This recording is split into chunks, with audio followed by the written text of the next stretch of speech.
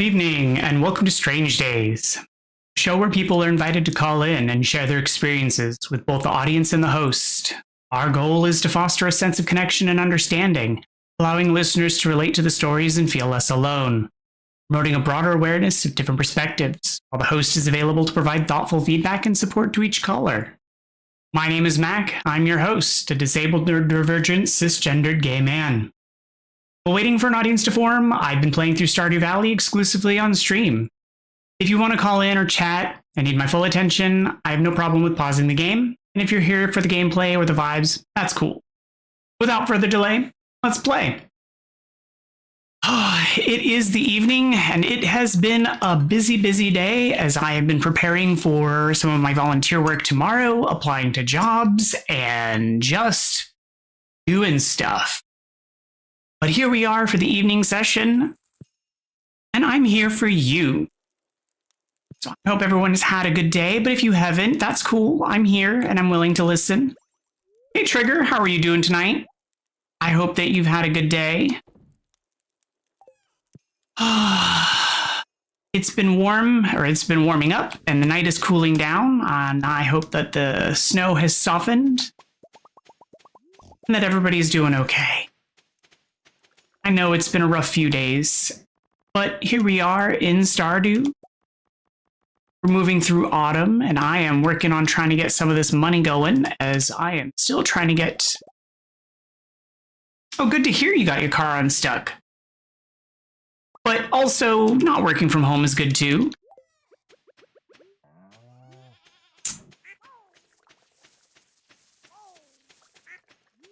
Working from home is nice sometimes, especially if you have an active job.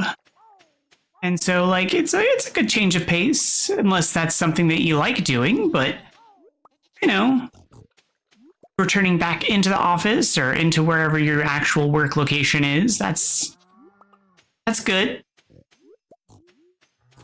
Getting back into routines is useful. It gets us back into the usual workflow of our daily life, especially for some people who are neurodivergent. It helps us get back into sort of our usual routines and helps us feel normal again. Yeah. Personally, I'm the kind of person who doesn't like working from home. It doesn't give me the routine of work and life separation. I feel like I don't get enough distinctiveness of environments to separate my mind from work and home. But I feel like if I had a big enough home space where I could have like a room specifically dedicated for work, I could probably get behind that. Like having a work from home environment where I could work from home, where I could distinguish like that workspace for work. Otherwise, I think that I might struggle with it. Like right now, having a room specifically dedicated for streaming is useful, but I'm finding it very difficult to not see it as something other than that space where I stream and job hunt right now. So it's really hard for me to see it as somewhere where I like to go and play video games for fun. And I think that's causing me a little bit of difficulty right now. So every time I come into this space to like do stuff, my brain auto pilots into need to do work.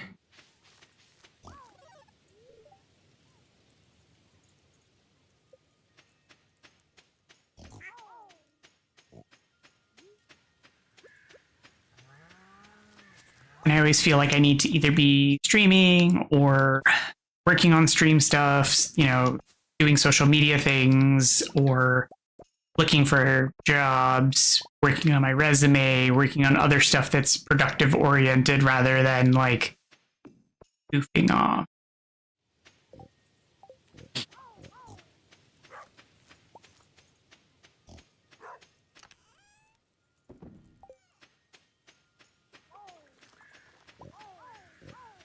My problem isn't the hours, it's the environment. And that's what I struggle with is the environmental setting is my issue because I can't, it's, to me, a lot of it is the mindset, not time set. And it sounds odd, but part of the reason why I dress up for the stream is the cosplay, as it were. Like, this is the kind of stuff I wear to work in real life, but because of treating the stream like a job for myself, that's the kind of importance that I place upon it, and the way that I treat the viewers, the import that I place upon it. I want everyone to know that that is the level of importance. And so I dress up and I make sure that I treat it appropriately. I give it the reverence it deserves. And so it just all sort of keeps falling in that way. Everything follows suit.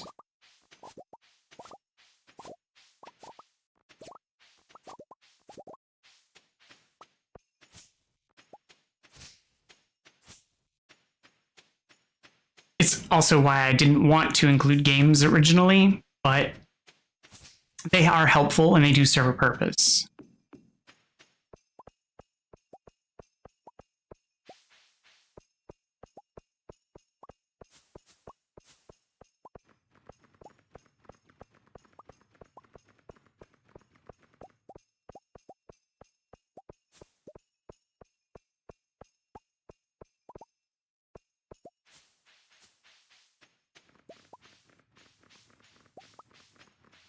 So sometimes I wish I had a way of incorporating stuff that was more, I don't know, maybe thematic or cathartic.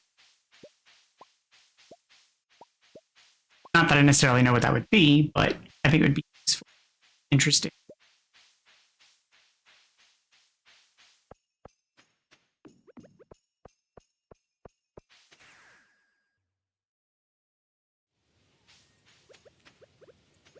Right. Leaving your truffles out in the middle of the road, man.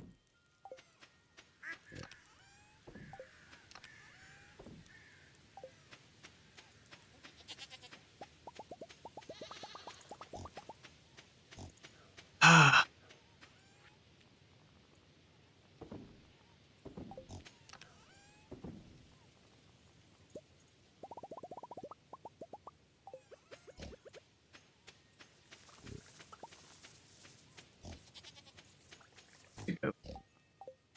Over 3 million.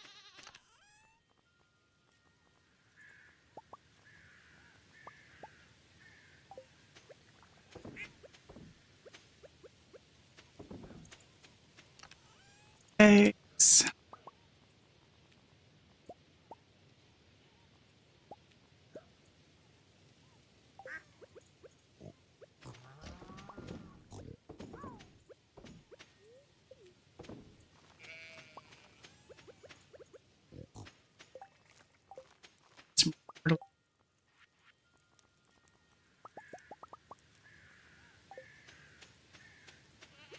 Ready to expand out this row, not more, on your island for starfruit.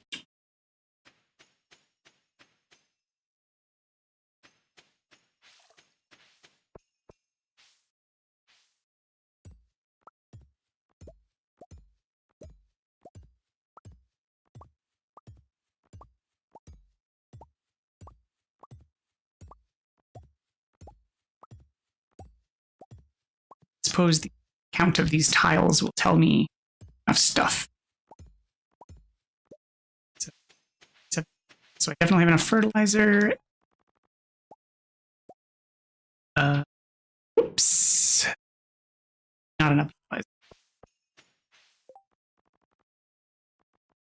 I have speed grow, but not deluxe speed grow. So I need the wrong kind of fertilizer.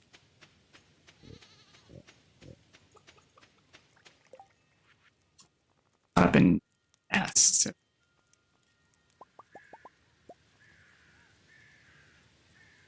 Now I have enough fertilizer.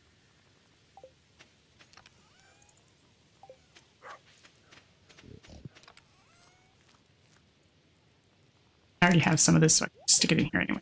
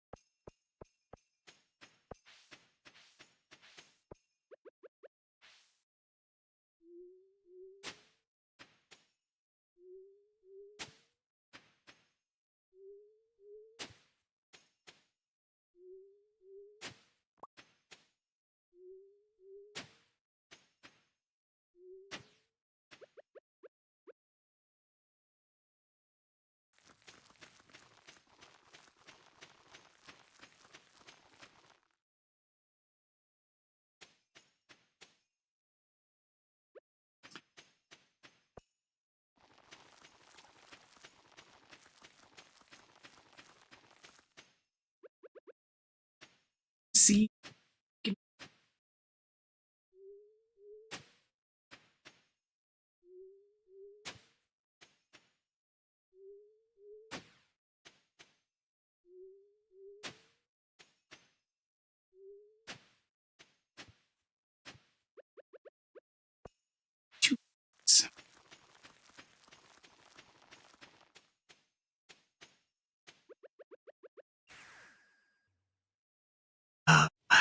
Hate that I can't access all of my equipment in one place.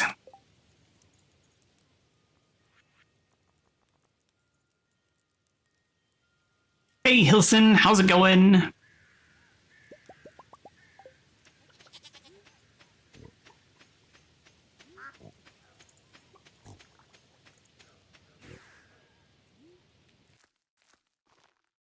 Power cut? You have a power outage?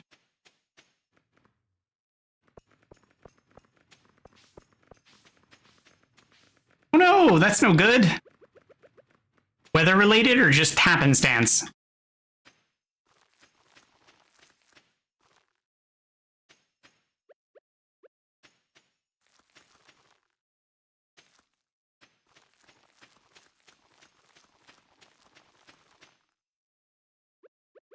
I'm sorry to hear that.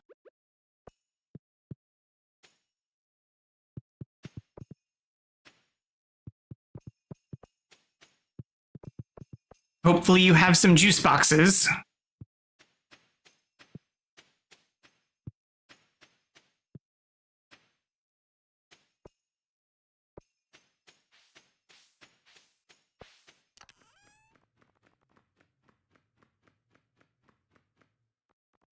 Oh.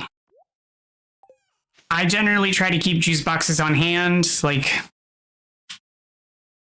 I keep juice boxes, so when we had the little storm that blew through recently, that's why I have that one in here, is because I had it on a charger, just to make sure that I had some power on hand. I know that not everybody keeps them around, but I'm also a tech person, so I just always kind of have tech-related things, but juice boxes are really handy, especially if you're a traveler.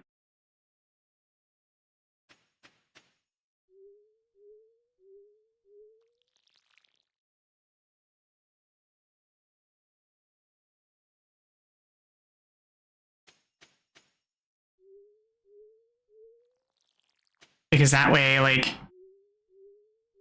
my parents also got me one, an emergency style one that's solar powered that I keep on the windowsill too, just in case of emergencies. That has a hand crank flashlight and a solar panel on it, so that like even if it's at nighttime, like I can crank it to charge things.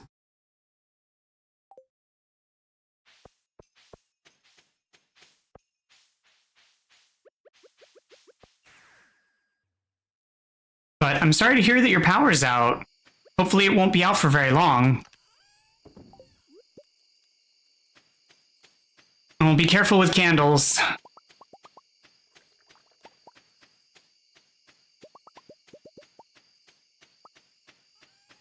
Gosh, I remember when the shake flashlights became a thing.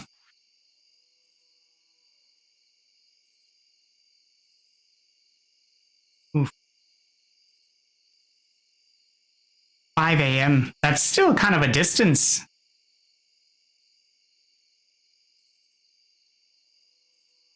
Yeah, I was gonna say it's they've got a while.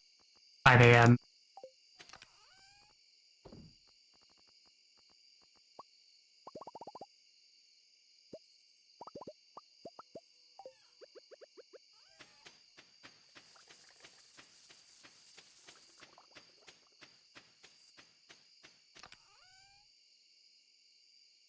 I know the feeling. I mean, also realize that internet is only being powered by mobile infrastructure. And if the mobile infrastructure loses power too, then the internet goes down. And then that's even just as terrible.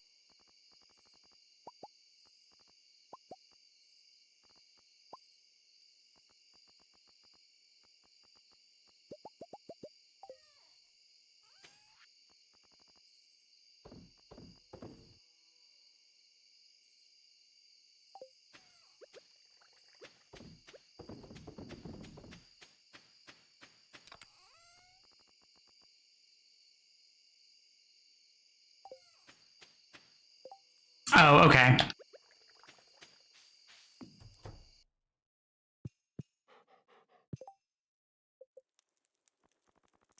I just so like that happens to us too. Like me and my partner, like the wind blows the wrong way and our power will just like flicker on and off, or like randomly the like power will go out for a few hours.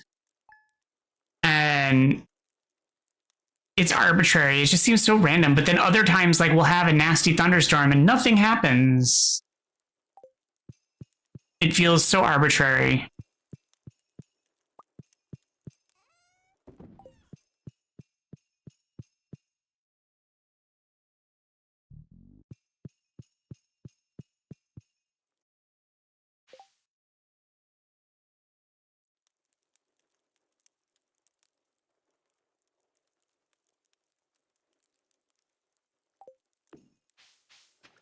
Um, See, that's why like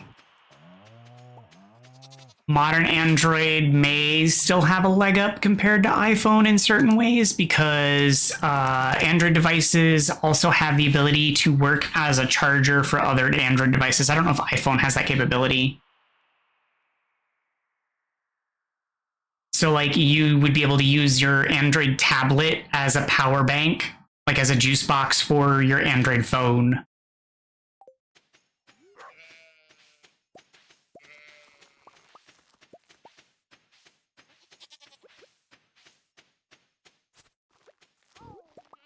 Although I don't, as I said, I don't know if iPhones or Apple devices have that feature. Granted, I don't know if all Android devices have that feature, but some of them do.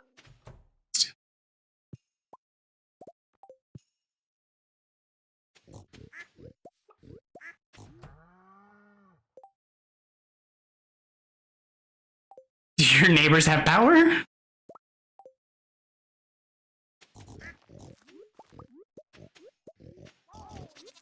Oh, that's some BS. I mean, you could always go for like a walk. Like grab a power brick and a cord and like go find like an outlet somewhere and have a sit, plug in, and borrow some public electricity.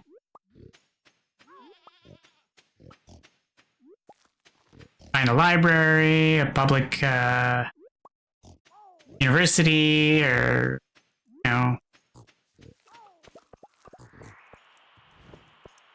community center, etc. I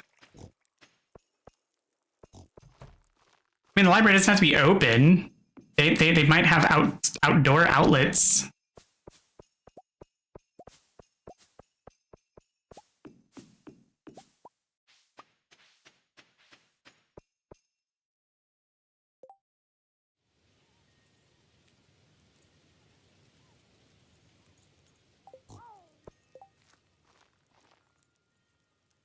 Oh, that's That's not cool. Never know what, like, young folk might need powered or like, to use your electricity. Come on. That's rude. You know, go borrow the convenience store. Like, go find an open shop at this hour and borrow their electricity. Yeah, seriously, small town issues. Nothing's open. Ugh, rude.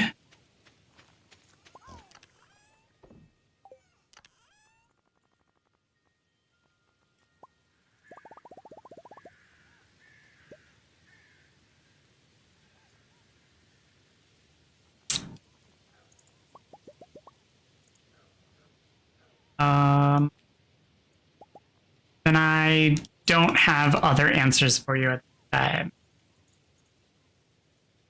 Yeah, I know.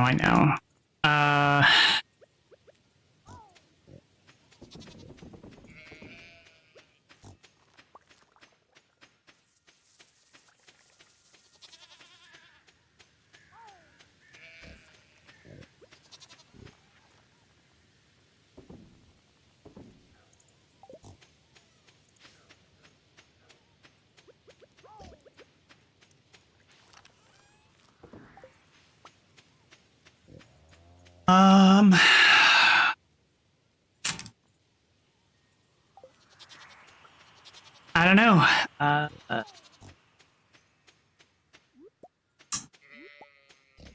You always get like one of those daylight sensors, switch it to invert, use some pistons and some redstone dust, and make like an infinite power converter and like make some infinite energy that way. That's all I got. Wow, that's actually not far. It's like a reasonable drive.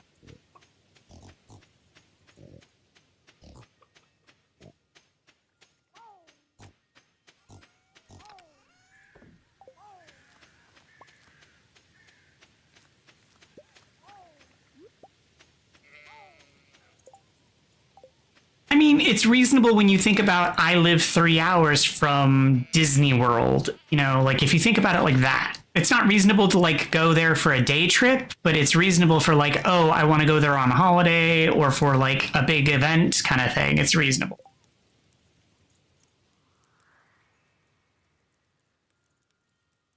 No, yeah, no. Power outage, sleep through it, sure. But, you know, when you can't sleep, that's definitely out the window, sure. I get that. That's what I used to try and do. Back when I was still at university, my dorm had a big issue with occasionally losing internet. And there's nothing like being at university and not having internet to do homework, watch TV, play games, you know, anything. And so when they'd lose the internet or electricity, my option was to try and sleep, but that was when my insomnia was at its peak.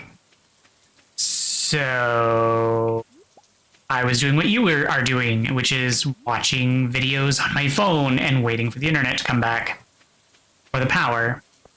And if it didn't by a certain point in time, I would go to campus because campus was close enough that I could.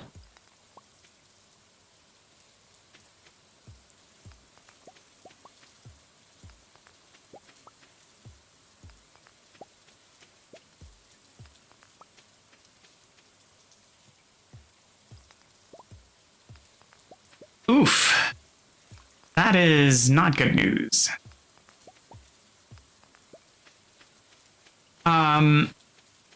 It is the reason why I generally keep like audiobooks and other things stashed on my phone in case of such situations. Just because audiobooks and music don't use up as much power. Because I never know what state my battery is going to be in when shenanigans go down. See, that's why I hate Netflix and stuff, because everything has a expiration and it all bases it on subscription services and stuff. Yeah. That's why I try to maintain my Plex and my own archives of stuff.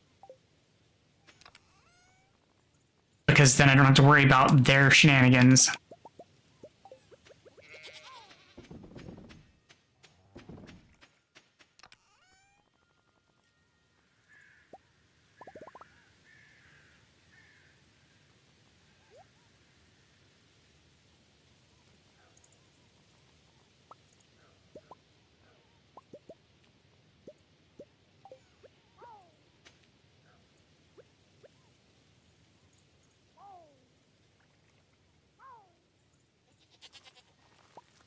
I know, I'm sorry.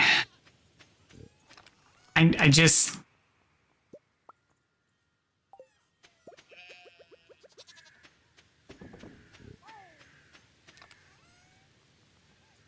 Like, so many things going on in the world, there's nothing I can do.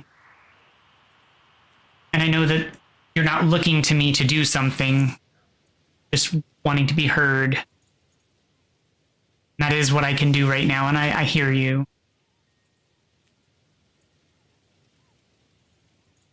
I just wish I could do more. Pain is one of those things that is difficult because it causes deep suffering.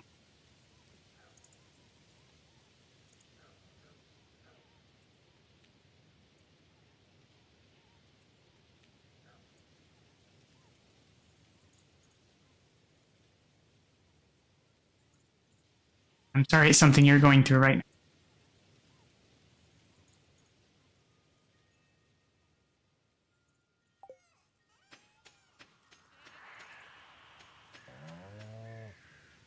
Well, I know that that's what you're saying, and I know that that's what you're trying to do, but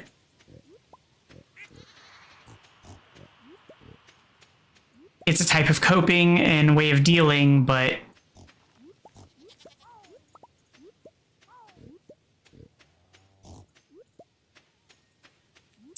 it's not really fair. And I know that the NIH keeps kind of pushing you off. That's also not fair. I just wish that they could hear you and listen and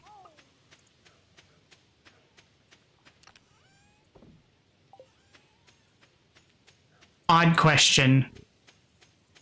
Something that sort of came to me recently. It's a thought, but I brushed it off because I thought it was kind of dumb, but I'm going to ask it just because you're here and it dawned on me again. Is there is there a system of reciprocity between other countries of medical systems? Like if you were visiting another country, does their health system take care? Could you visit like Spain or France? Like, could you book in their medical care system?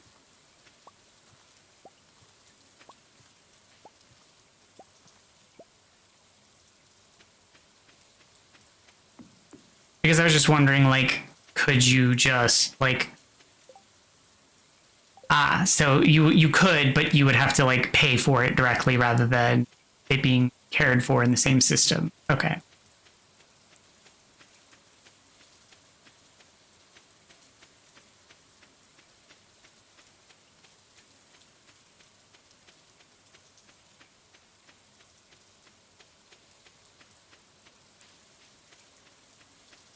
Because I was thinking maybe like just book an appointment in one of the countries under a system of reciprocity, like a reciprocation system where you just book over there, go over there and see one of their doctors, get your situation cared for, and have them prescribe and, you know, take you seriously, and then come back, and then the doctors go, okay, well, that's what's going on. And then they start to believe you because the doctor actually took the situation seriously instead of brushing you off.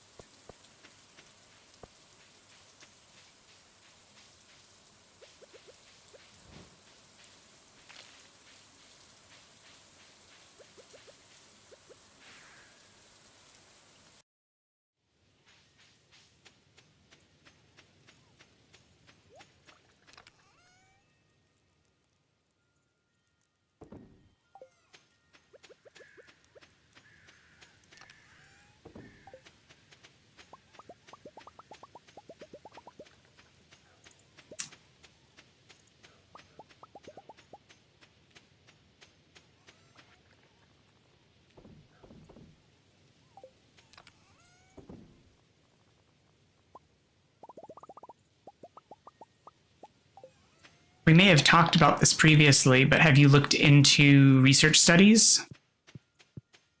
Oh, who doesn't?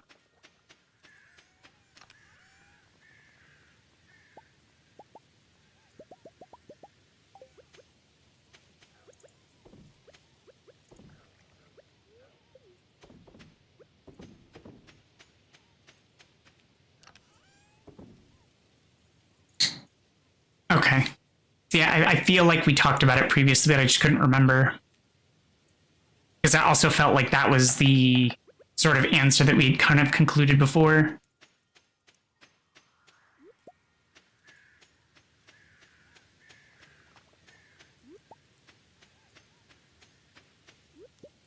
Because I feel like we talked about it and that part of the discussion was like, I also, like, I want to say when we talked about it, I was mentioning how, like, I also was looking into clinical stuff about, like, migraines, but that I don't have them frequent enough to qualify for clinical studies. Yeah. I was going to say, because they require, like, a lot of research done by primary care beforehand in order to qualify, because they want to know some stuff beforehand in order to ensure, proper classification. Except that we'll take it seriously enough to do it.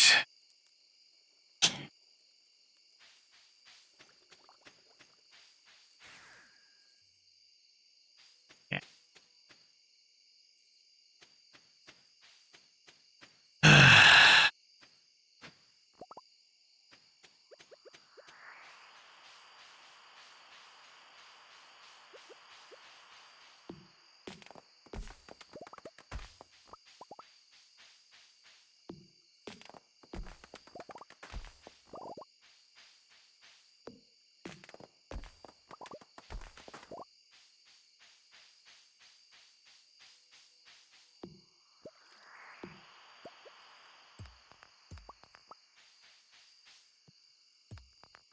Do you drive? It's a random question, but no, you don't drive. That's right. I think I remember you saying that you don't drive.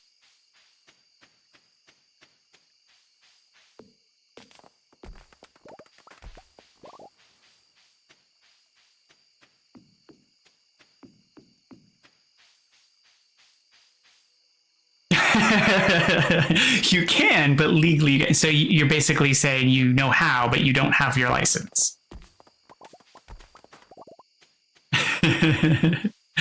Okay. Uh,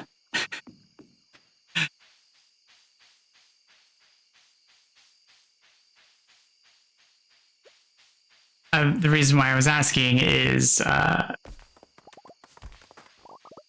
generally speaking,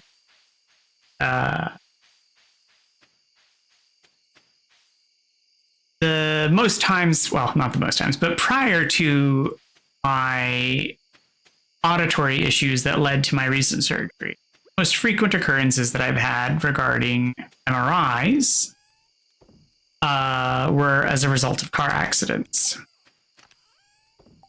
So, having been into automotive accidents, I would, get MRIs, which is how I found out that I have herniated discs in my spine. Those were usually paid for through insurance from the accident. So that's here in America because our healthcare is absurd. Not head trauma. It's usually like whiplash. Or basically whiplash.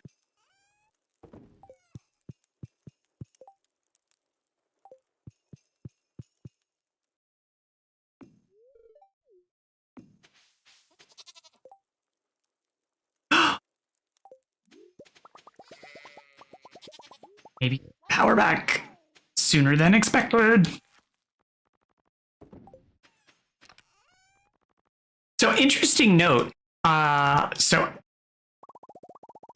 I saw an interesting video on TikTok about the water in your bathroom.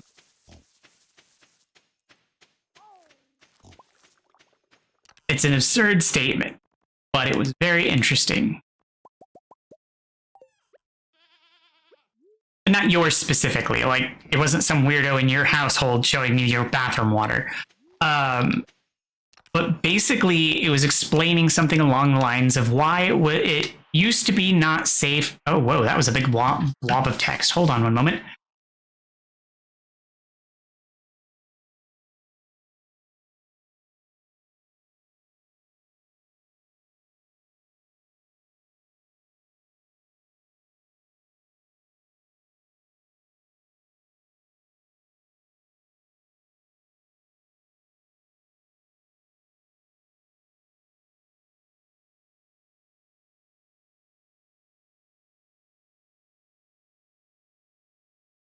Oh, okay. Yeah. Okay. The NIH is weird, but I'll give Hilson a chance to read that before I continue, because that is quite a bit of text. But yeah, TikTok has been interesting, weird, informative, and a whole lot.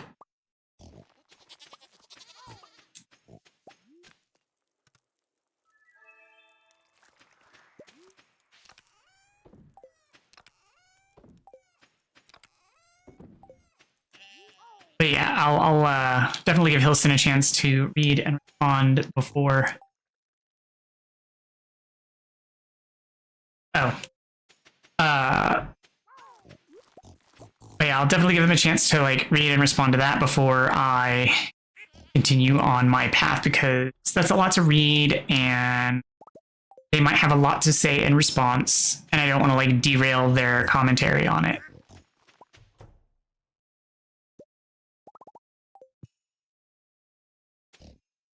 It's a good conversation, especially when it's revolving around healthcare systems, and, you know, international differences.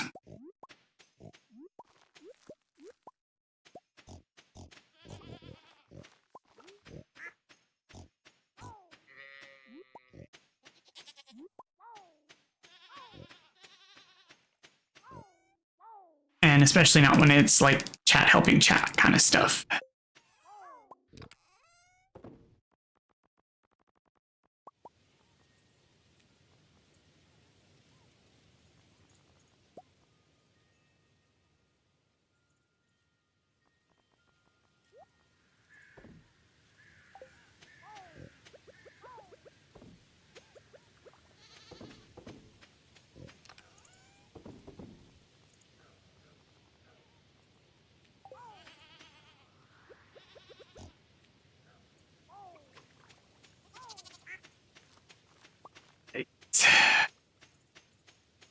It's adopted baby, man.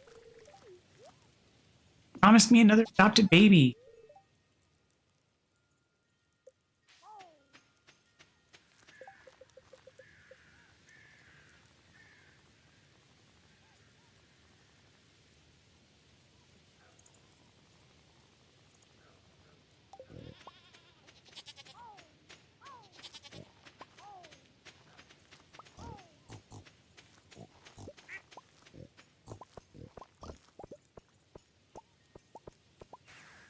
Ah, that was the wrong place.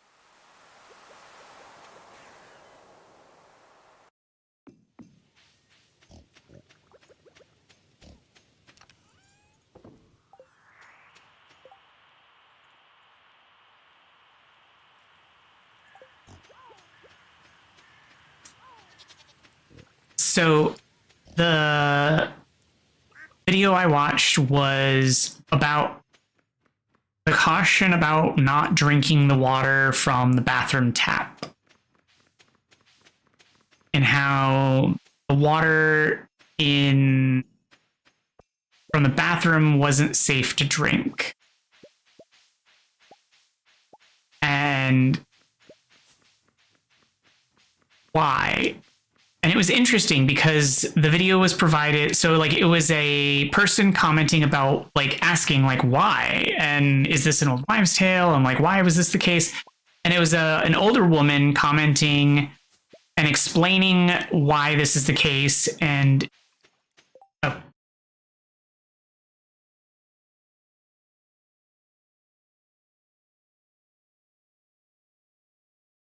sorry, I will let you finish. I'm assuming you're breaking it up because message length limitations. Apologies.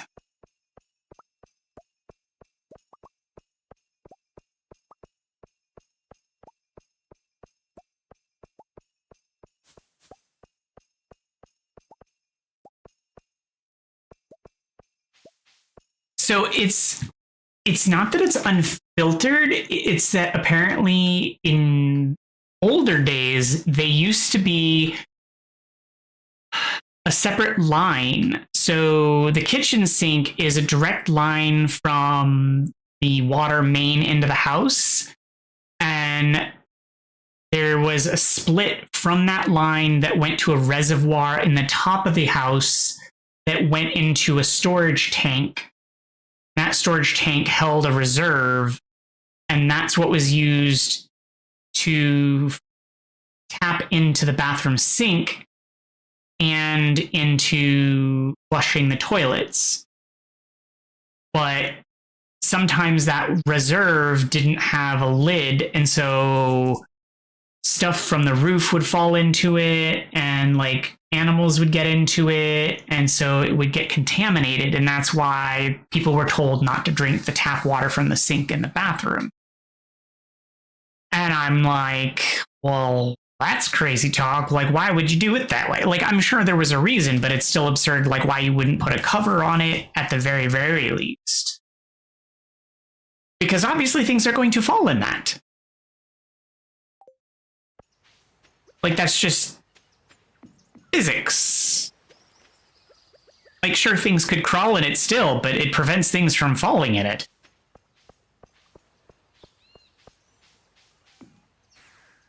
But yeah, that was something I had never known.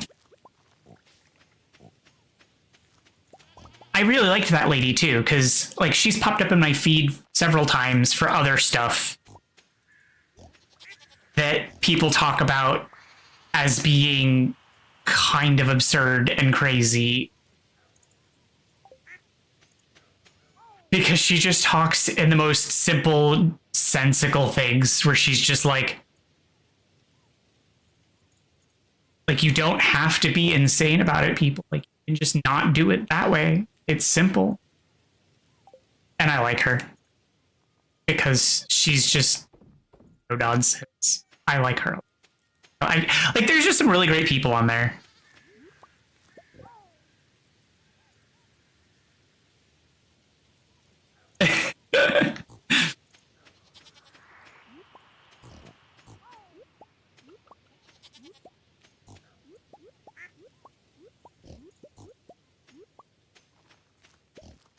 Or owls.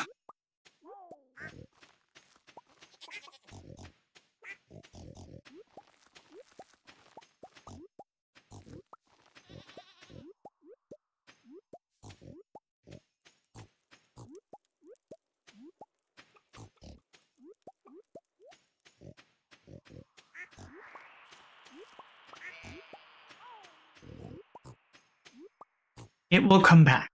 Just breathe. It's gotta find the right time and the right moment, but it will be back.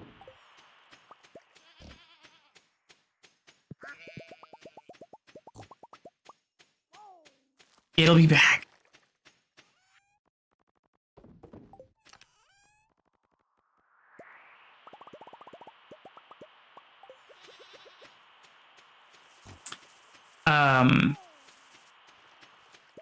I don't know if you saw, but like apparently some people on TikTok are already planning an exodus.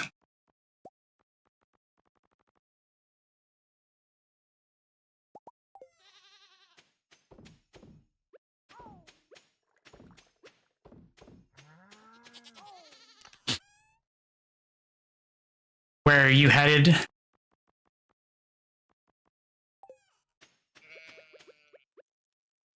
Are you going to scroll up?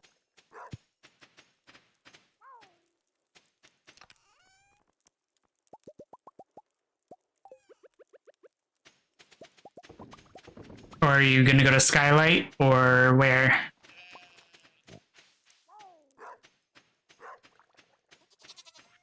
Or are you just abandoning social media?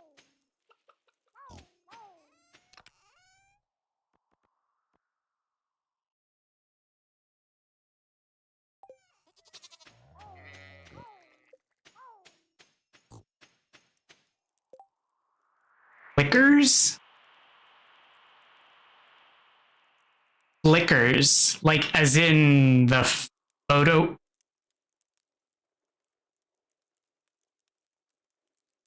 Like flickers is in like the old like photo bucket style place where you just post pictures?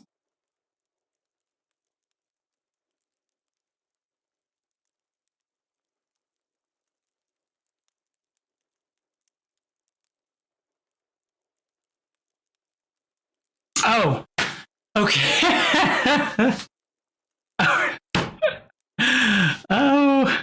Oh, that's what you mean, lights. Okay, lights. Okay. Whew.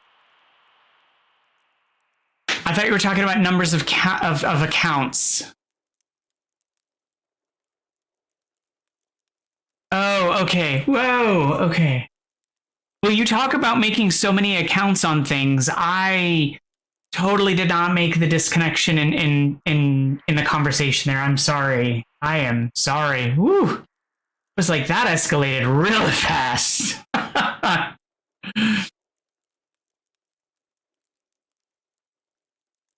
Yeah, the infrastructure took a solid nosedive.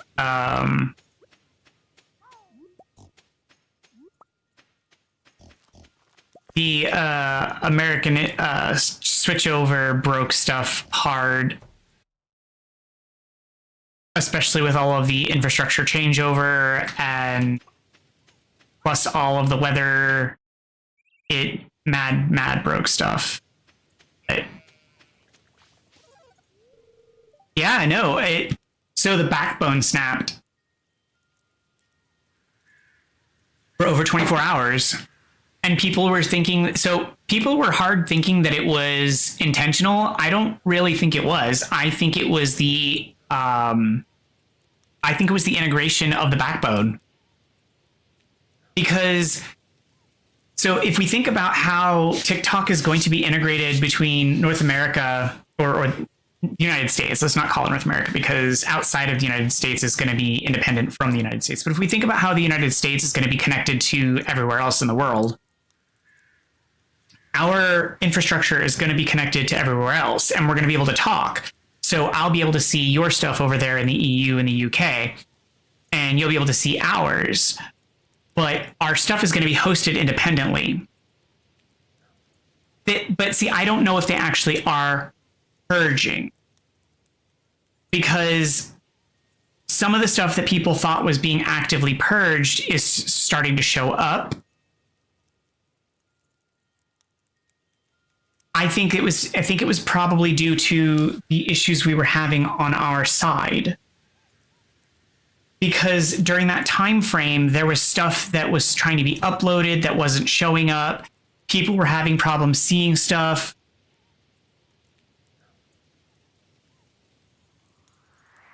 Really?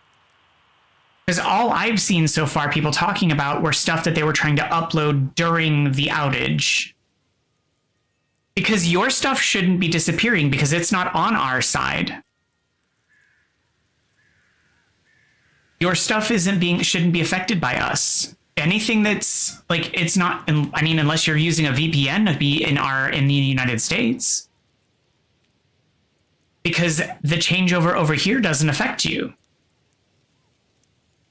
So nothing's changed for you.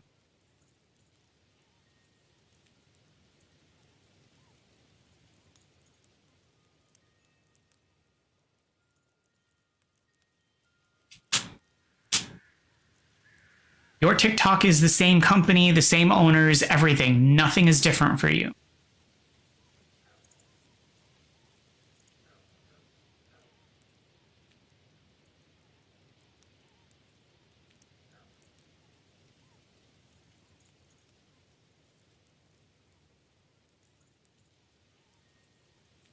I don't know what to tell you. The TikTok company is only different in the United States.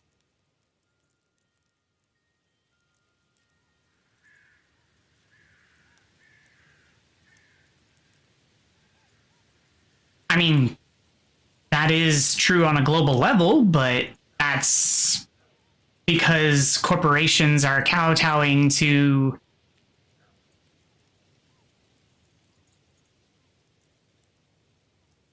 generally a hard right pivot on a global stage. A lot of the world is moving to a very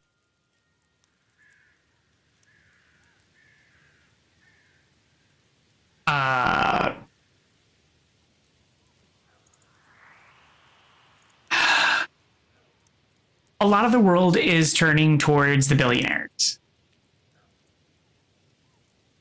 They're leaning towards capitalizing on people. At least that's the way it seems.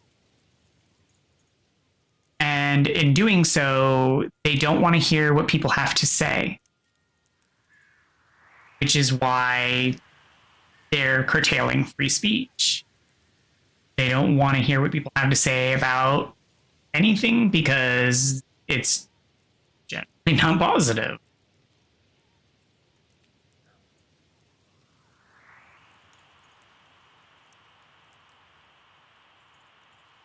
It's why we're seeing a lot more movement in the way of pushing for AI and pressuring people to accept it, and it's being forced upon us.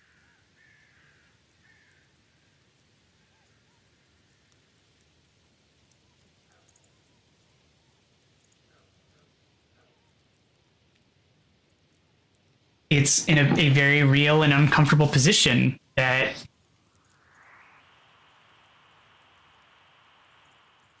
it's like they don't want to hear it. Like if you look over some of the stuff regarding AI, like CEO of Microsoft, I think it was the CEO, was saying they don't like that people call AI, they don't like that people are saying AI slop. And so people started calling them microslop. Because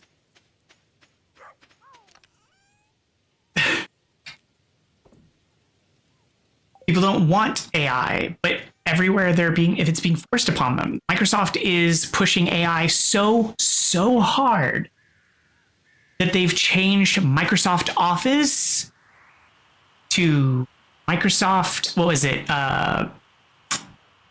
They changed Microsoft Office 365 to Copilot 365. It's no longer Microsoft Office. It's Copilot. Yeah. So that they can say more people are using it. They want their investors to think that more people are using their AI when they're not. They're just changing their most used product into the same name. Because they don't want people to stop believing in the AI product.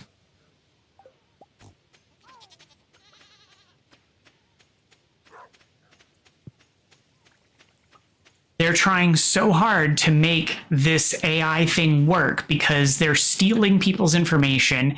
They're stealing written documents, written text, manuscripts, art.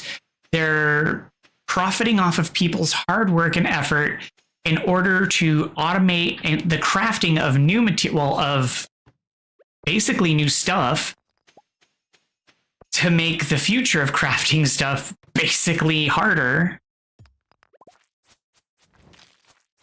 It's turned the job market into a slog. All for them to go, look at all the money we're not making. Because even OpenAI has admitted that they have spent billions of dollars, billions, and they're not making a profit.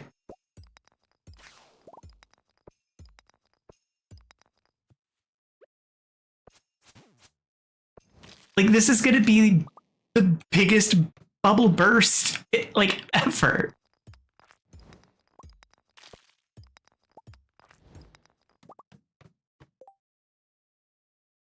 Okay, you take care, Hilson.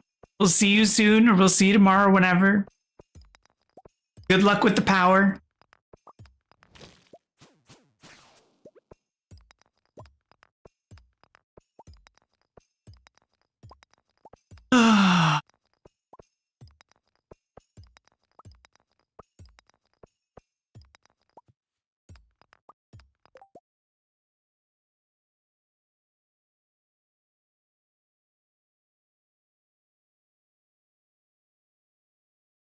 Yeah. Like, I understand the idea of generative AI in the pursuit of prototyping.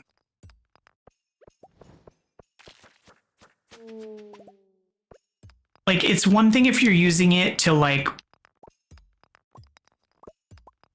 rapidly produce, like, a prototype, or if you are a one-man show and you're trying to, like, throw something together and you have, like, no budget and you're not looking to make a profit. I kind of get it. But if you have money and you have a production team and you're paying people and there's money involved and you have money to spend, work it into your budget. Come on, pay some artists.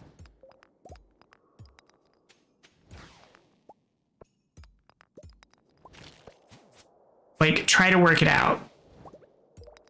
But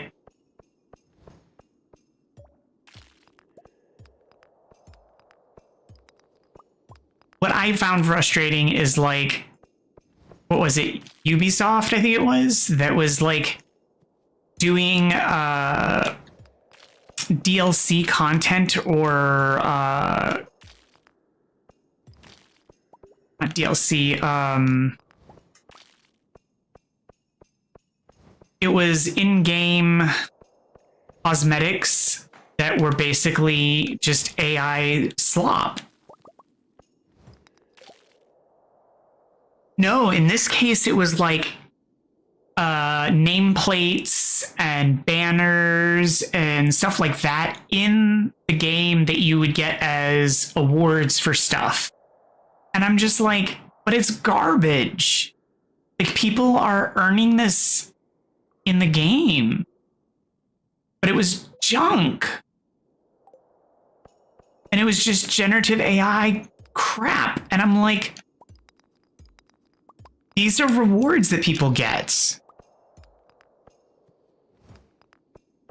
Like, as loading screens, like, okay, fine, but, like, it would be better for you to pay an artist, but you're providing these as rewards for people that they're getting. I don't know. It just feels crappy for people to want this for achieving something. Like, I don't know.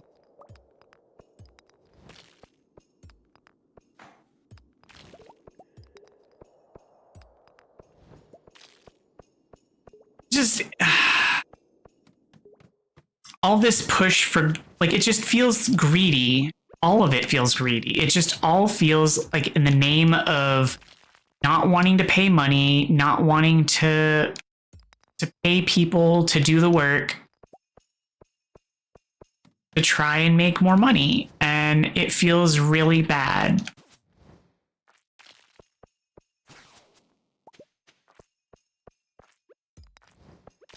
Like, I try very hard not to use AI. You know,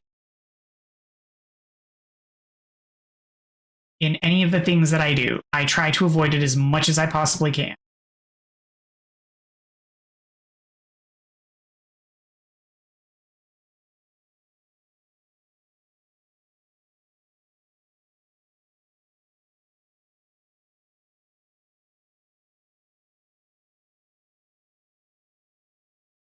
But it's never that simple.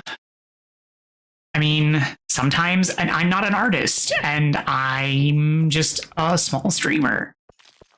And I have money at my disposal. So sometimes I have to leverage a little bit of AI to make stuff come together and work out in the ways that I need it to. I try to work with open source. I try to work with public domain. But sometimes I can't find what I'm looking for. And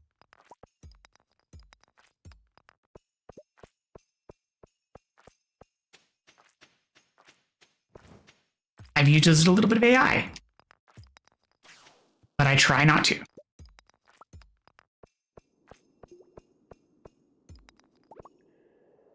But I track what I've done, and I track what I do, and as soon as I'm able to get money together to pay artists to do the work that I need done, I will be moving to...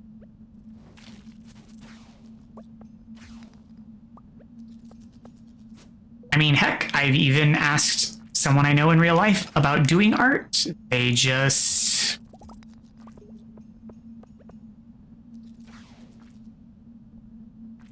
never got back to me.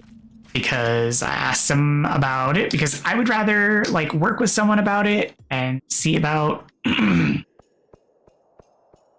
either doing some light commission work, but I don't know.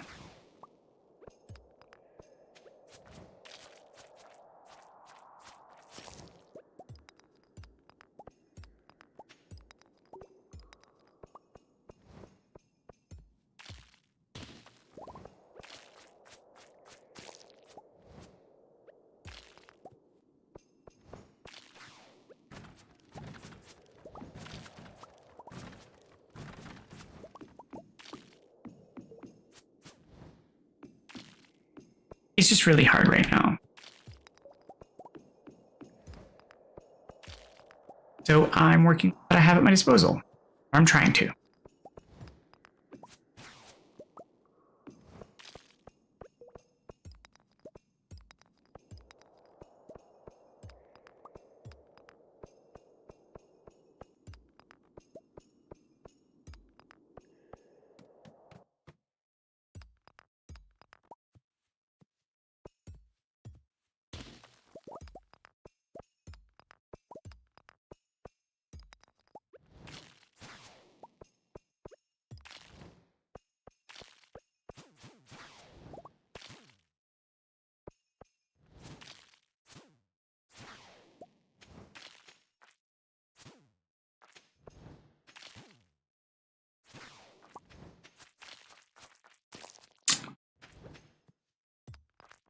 I need to get back home. It's out of time.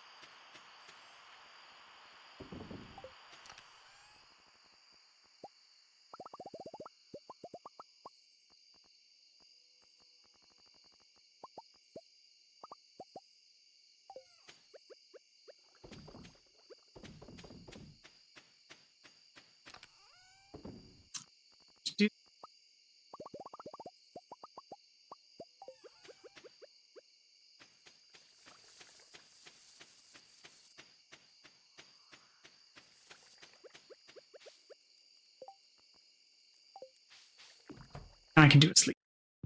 But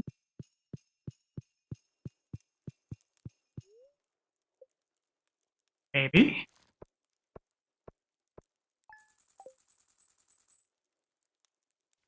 No, baby.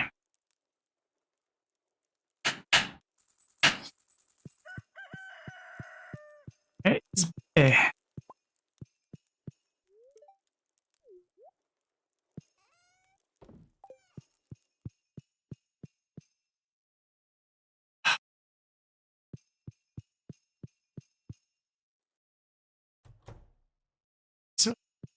baby.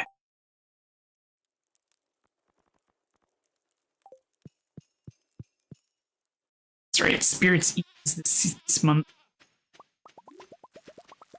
Spooky week.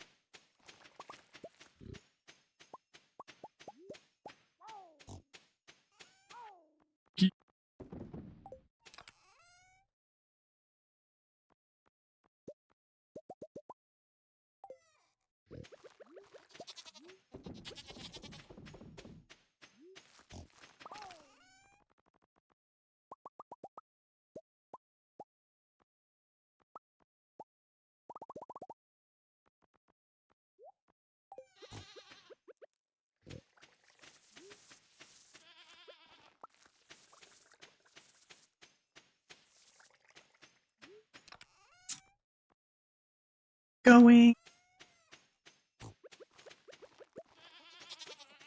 Changed it.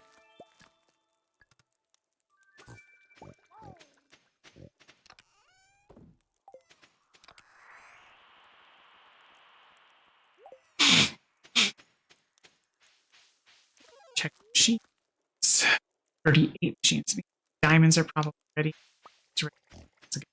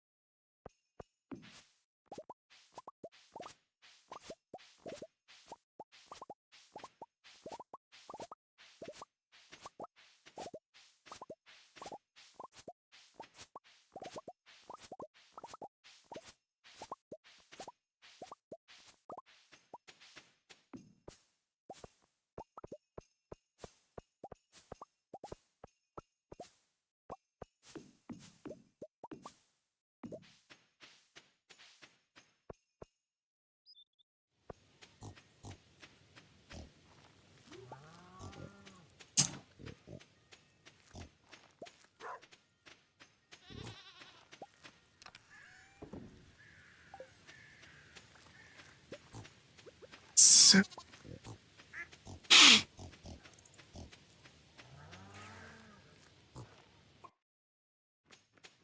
let's go see what we got going on.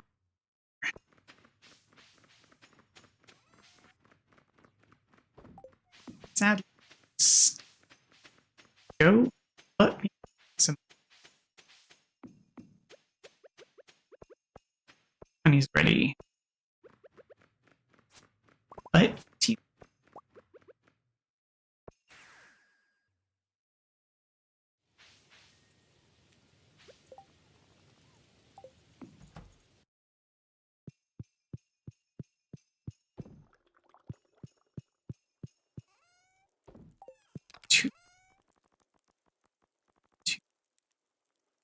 what? How is it 250 to 100? Oh, because it was 250 stack. You have to wait that long? It's the valley. It's so bad.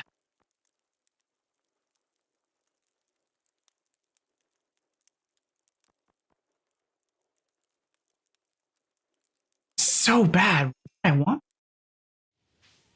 so bad. So there's something that's so complicated to get my hands on.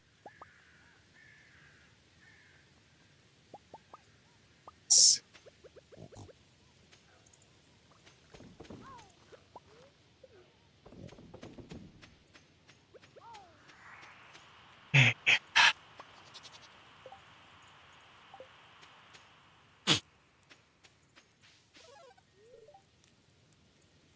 Still cheese.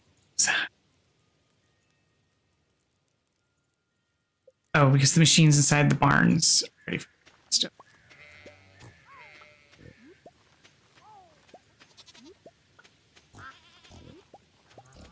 Done those yet. Hello, little barn.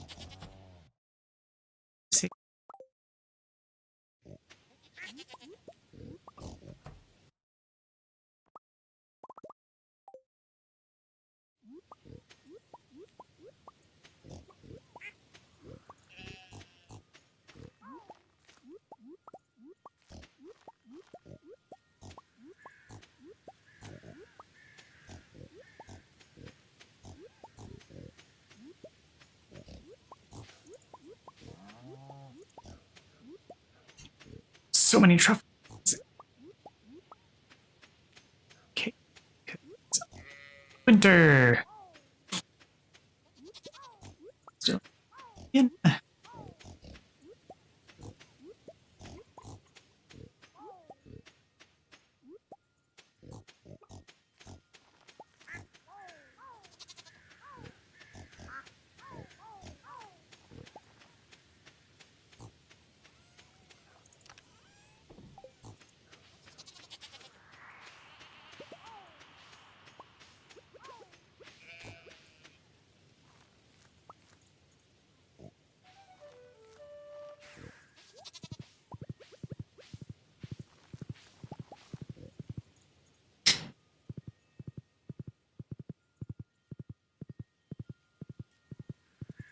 Smell jug.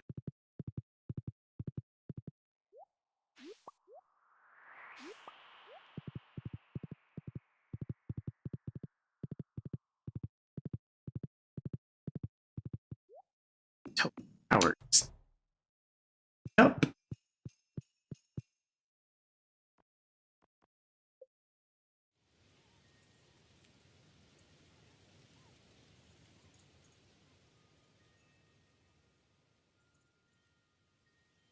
Gonna get in the way.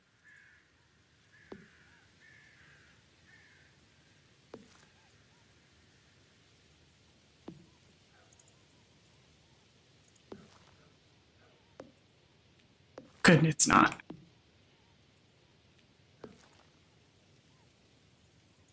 It was just perfect, not in the way.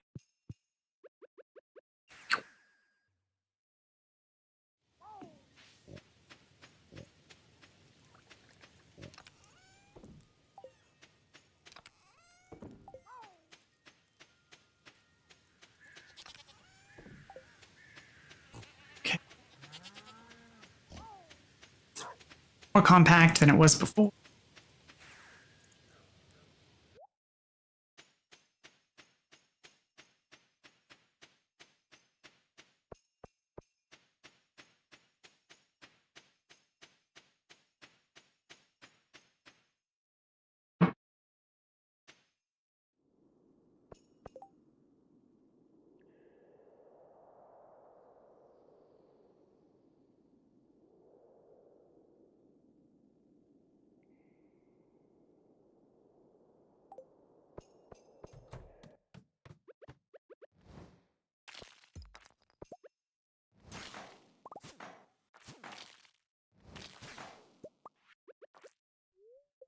Some spicy eel.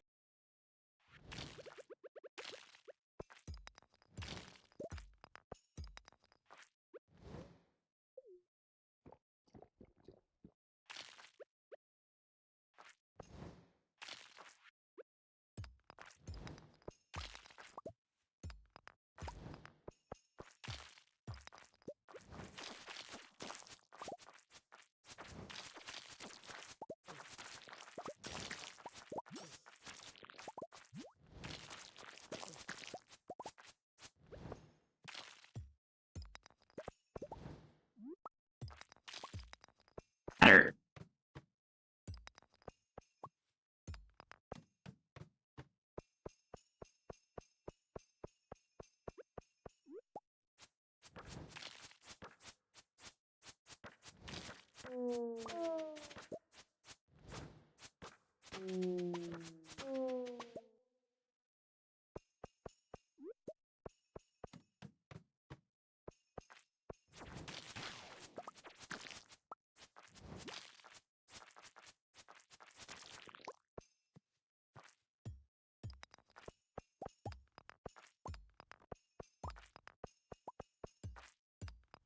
Let go.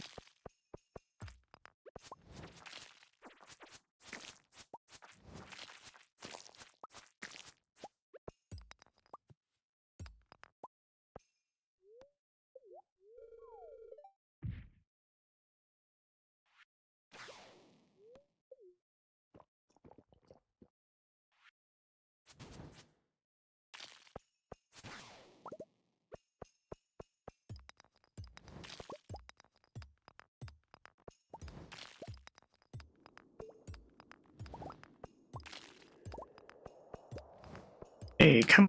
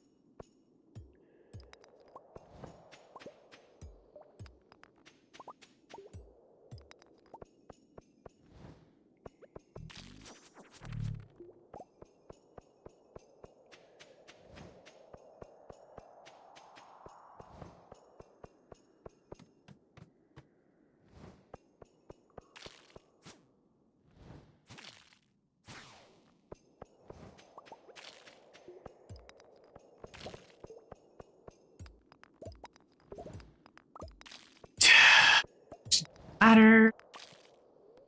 Jumping.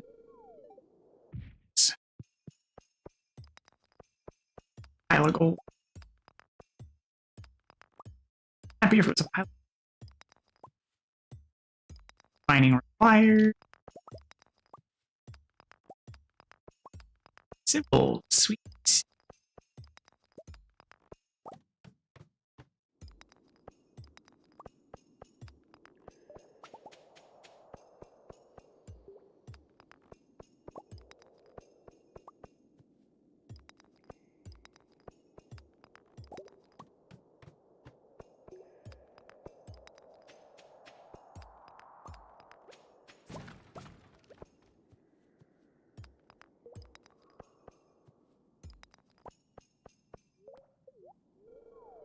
Five floors. Oh.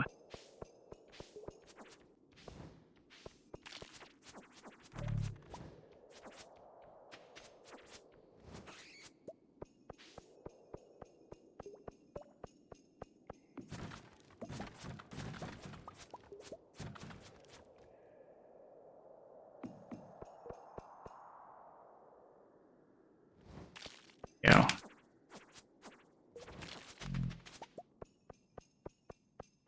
Take it.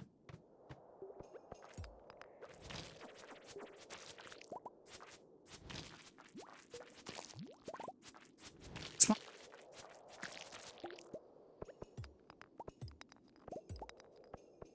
Starting to slow down.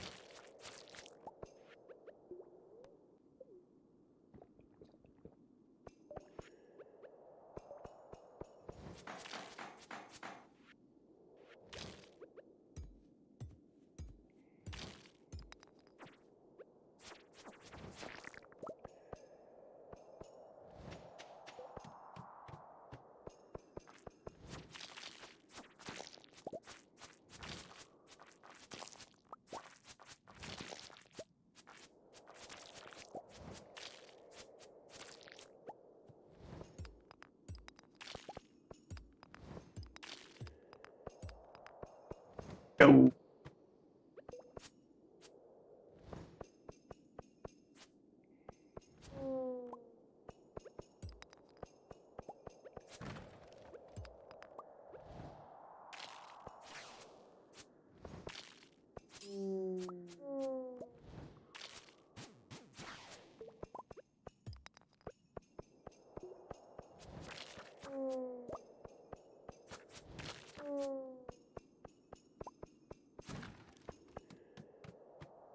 Okay.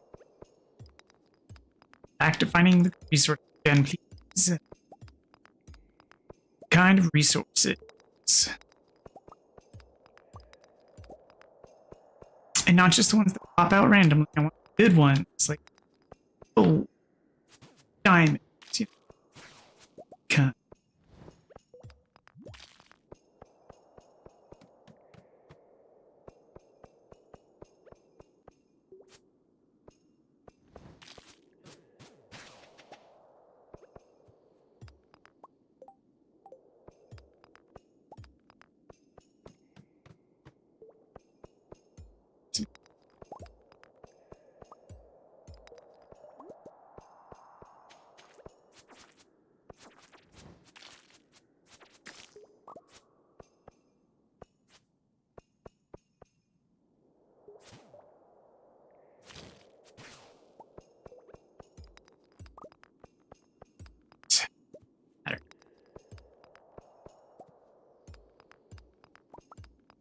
ladder.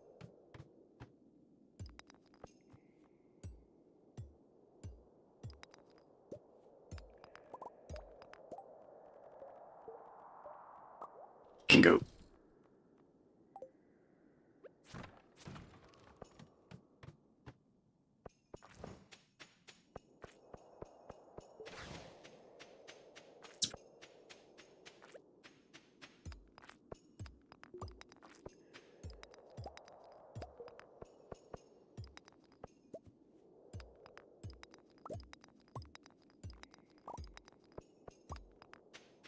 Slow down again.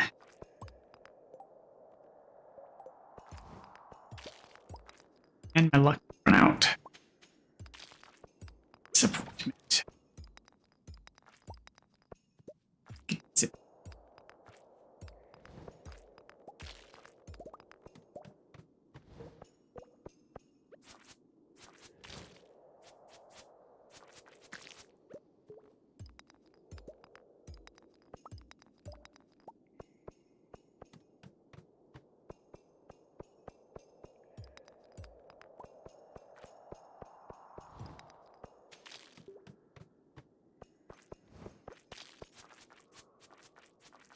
Stop all the killing.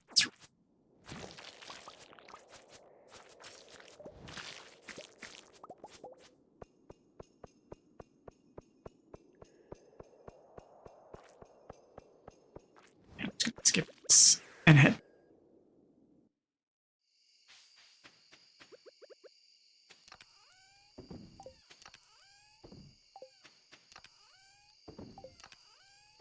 Just gonna. So might as well.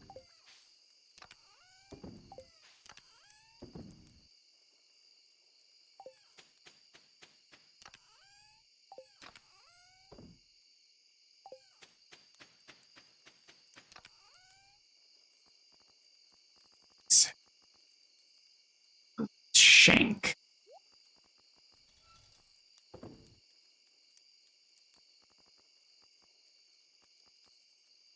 Many of these. They alphabetized. What is this nonsense?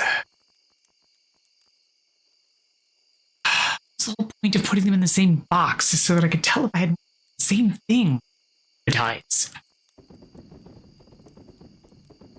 Ugh.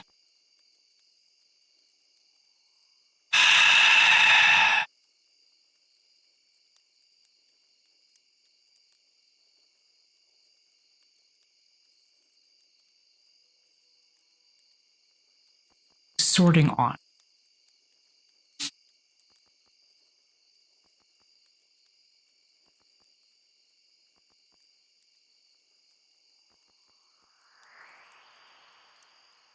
Do what you're sorting on.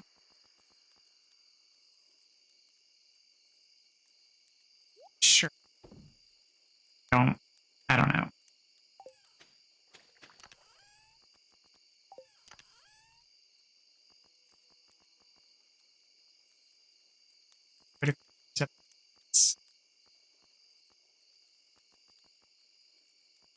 Five. I thought I had one that was 5.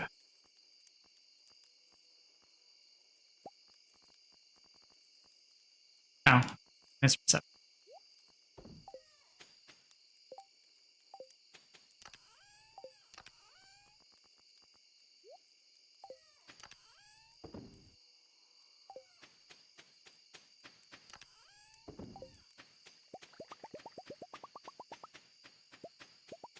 Right, time to sell. Sell, sell, sell.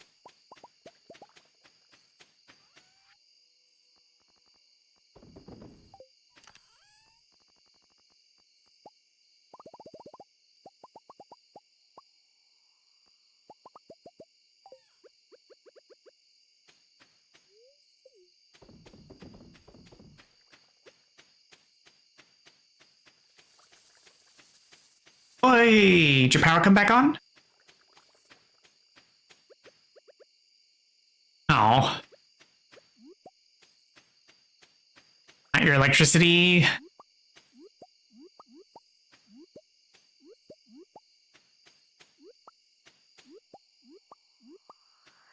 But your what?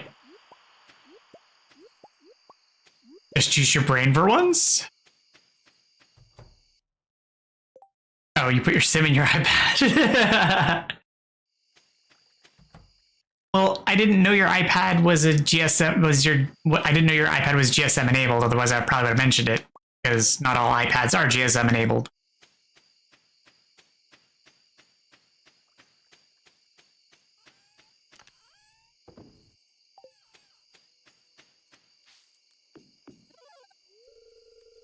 Well, clearly, because otherwise that wouldn't have worked.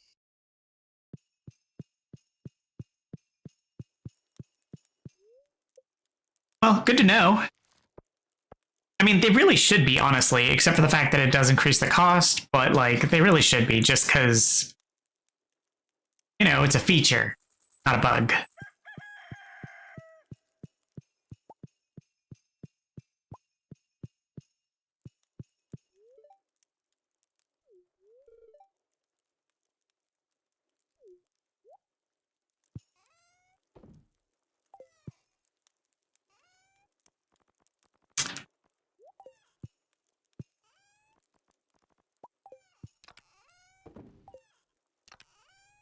Oh. Woohoo! 75%! Totally beats 20!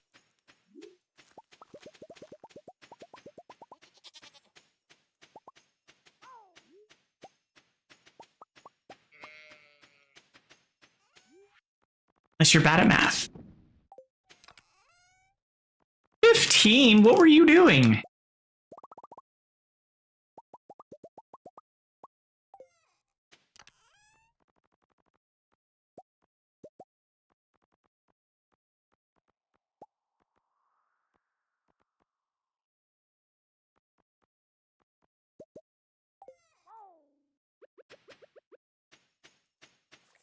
Watching TV shows.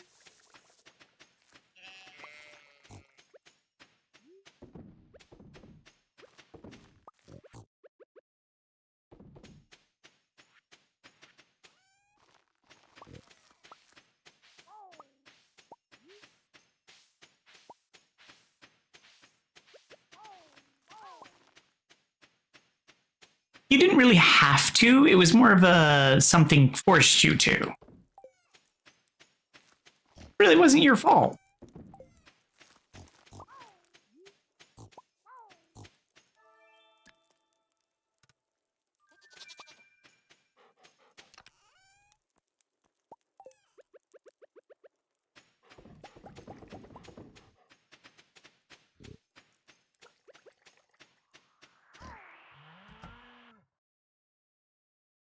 No, yes, you did have to say something, but it wasn't your fault.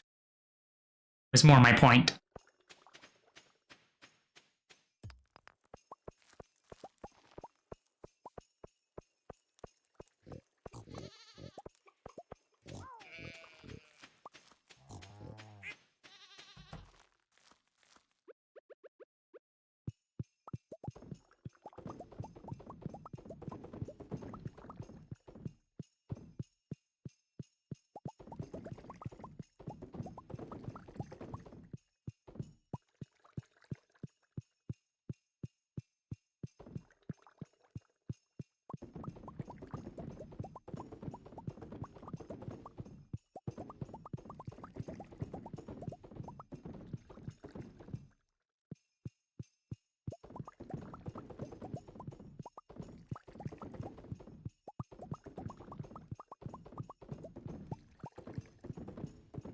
That's always the question.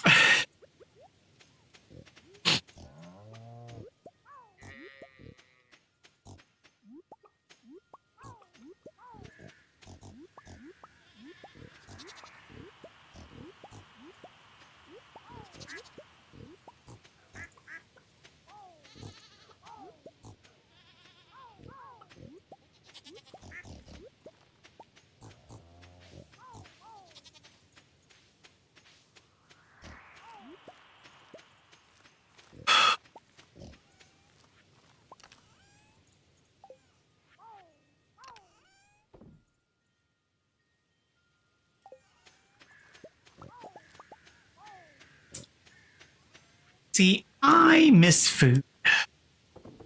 Eating hot. I miss what?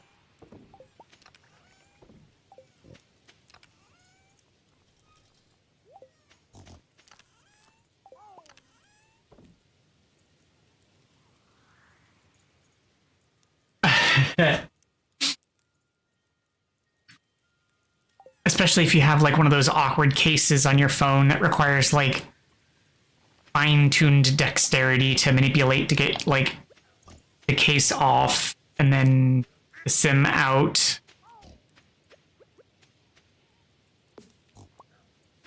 Yeah. And then knowing where the little pin to pop the SIM out. It's also the reason why I'm not a fan of phones switching to eSIMs.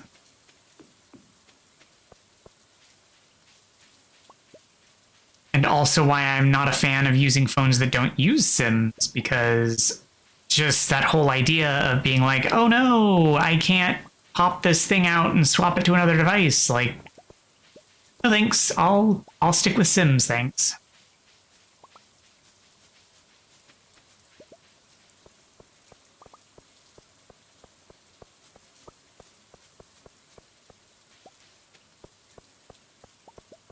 Or, oh no, my phone got damaged. Only I had something I could pop out of it and switch over to a new technology and not have to remember my specific SIM card or my eSIM number and blah, blah, blah.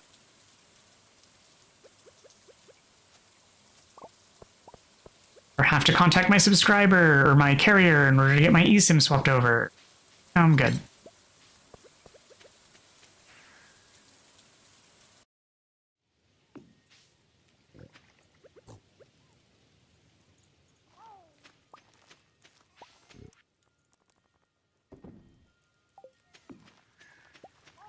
Like, I'm sure they come with perks, but I don't know.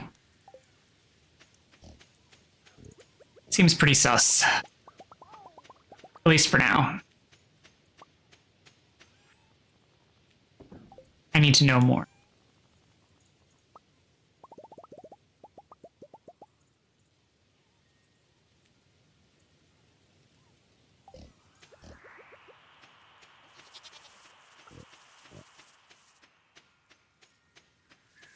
eSIM just feels like what they use on CDMA systems over here.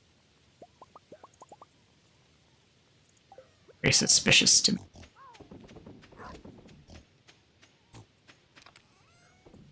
Like they're trying to trick us into using CDMA services, and I don't want to do that. I'd rather stay on GSM.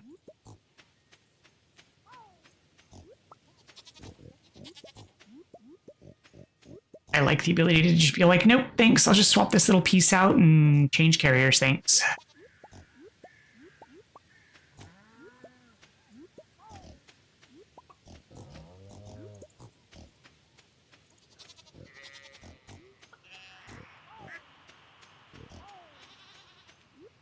That's okay. I'm also getting miffed at phone manufacturers right now, and I'm struggling to find a new one to switch to, because the phone company that I was, or the phone manufacturer I was buying from, has decided to stop being so open friendly, and they've become, in fact, just like all the big manufacturers and started doing really crappy things. I need to find a new.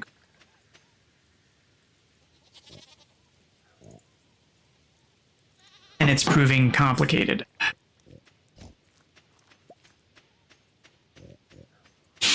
At least right now. And Google has gotten really sketch with all of their stuff. But I mean, everything's gotten pretty sketch lately, so.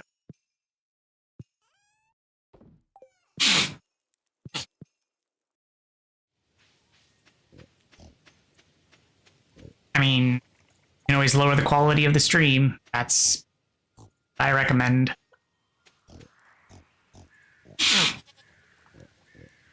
I mean, you can always just not be here too. Have to be here. I appreciate you being here, but you don't have to be if you don't need to be. That is an option.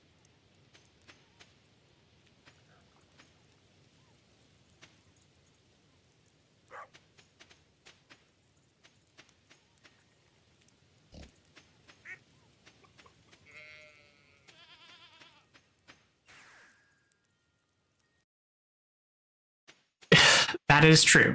And if I'm being honest, Netflix probably consumes more because all that HD, HD, HD, HD.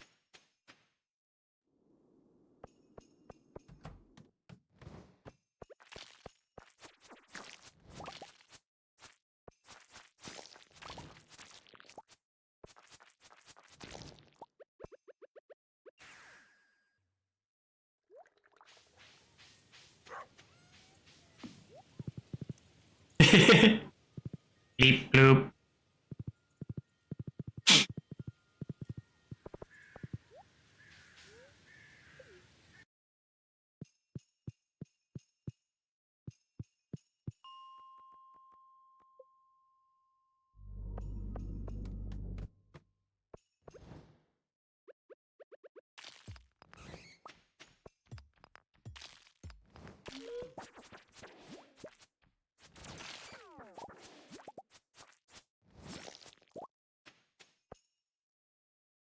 Is it really? I didn't know that.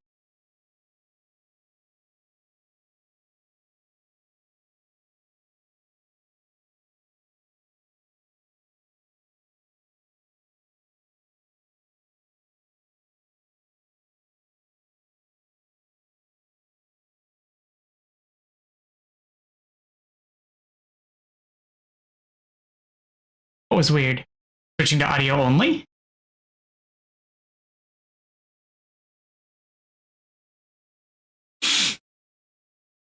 Why is it weird? Because I got no face?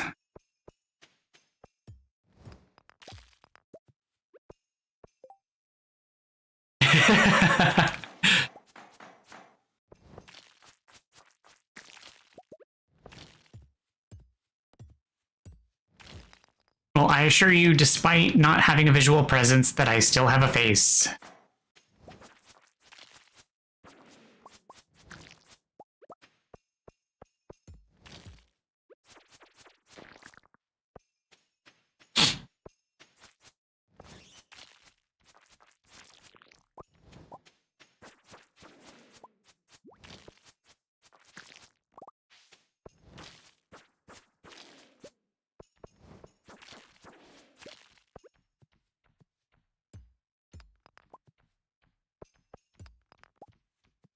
I'm sorry, but I can't let you do that, Dave.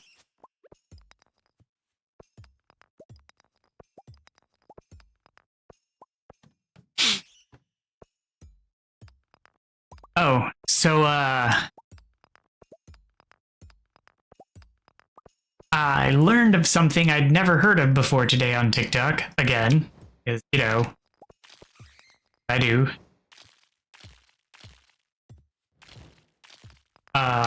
Vocal fold injection.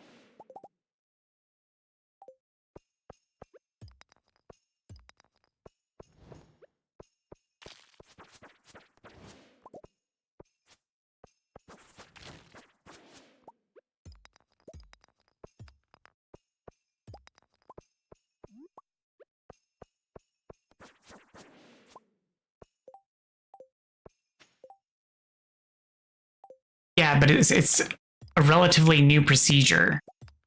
But so it's not vocal cord, like it's to the vocal cords, but they don't call it that. It's vocal fold injection. But they inject testosterone into the vocal folds, and it takes several treatments. Yeah.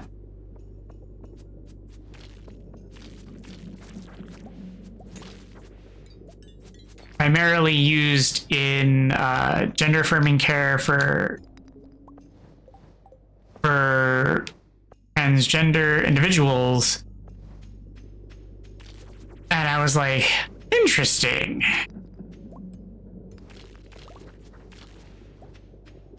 Which promptly made me go look up cisgender uses.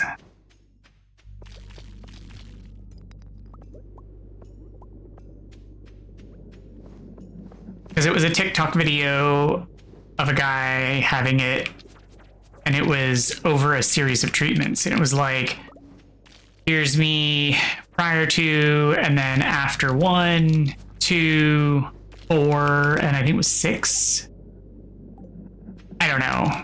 They didn't talk about it, like the cost, but especially in America, it probably costs an arm and a leg. But I don't know though, because it's testosterone cypionate, which is one of the oldest methods of testosterone delivery. So I don't know. It could potentially be, depending on how, like, what method is required in order to administer it, because clearly they're not doing it to themselves. And so if it requires like any type of imaging to do it, it could get expensive. But I don't know.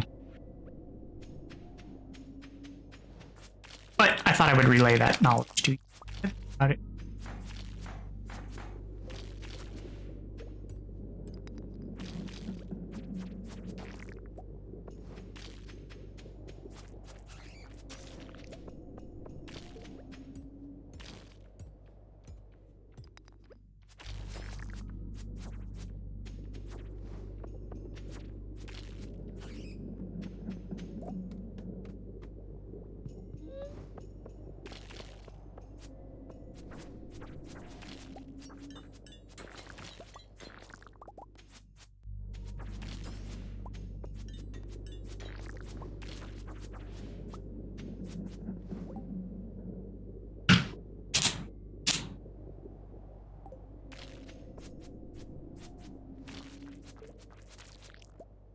Is it subconsciously, or is that just natural?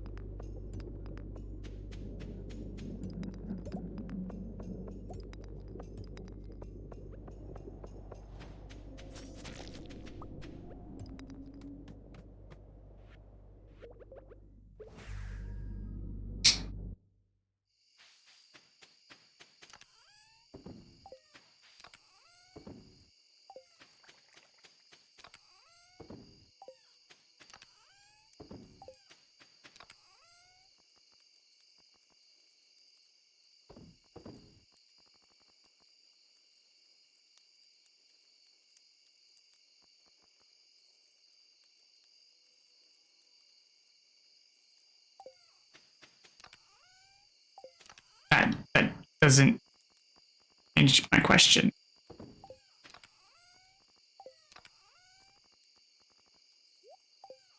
Still be natural for a man.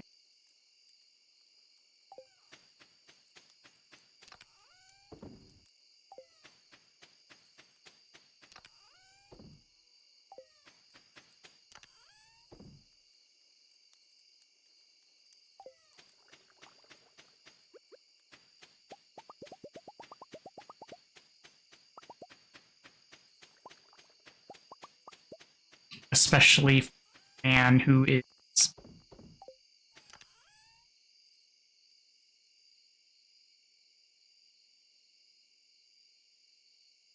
fighting for his presentation and his authentic self.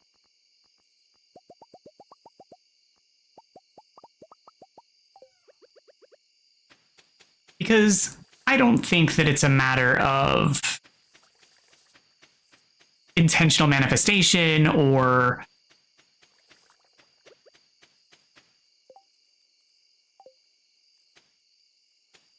deceptive presentation or like a choice, because those kinds of things lead to voice strain or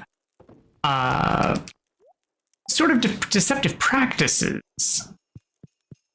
Because if you intentionally lower your voice, that's going to cause voice strain. It's going to tire your voice. You're going to start feeling those kinds of things.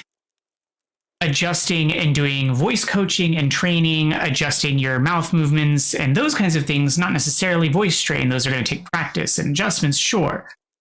But I think it's more along the lines of that you are likely to manifest and adjust who you are to better represent and align with who you truly are. And that is more likely to become manifest of the real you. You're likely to see the truer of yourself.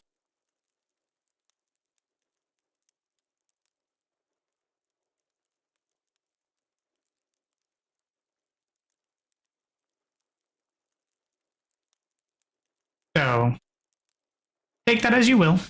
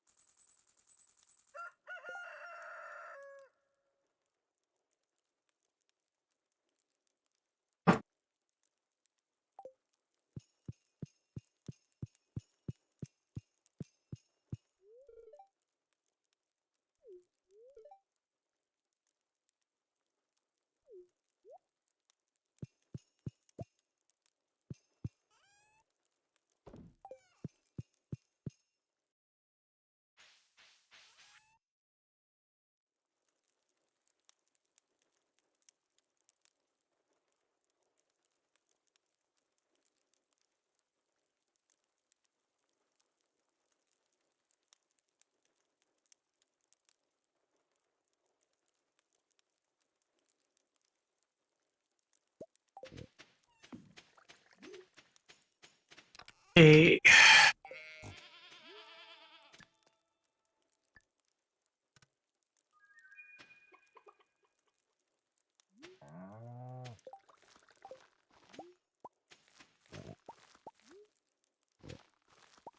yeah, it's astonishing how reliant we are on electricity.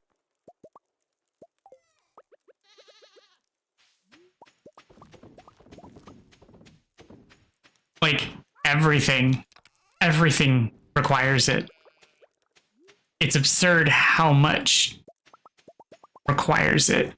And then how much of our infrastructure is built and based around it, that without it, it all comes to a screeching halt. And yet, it is not something that we have so just much protective redundancy in place, preventing failure.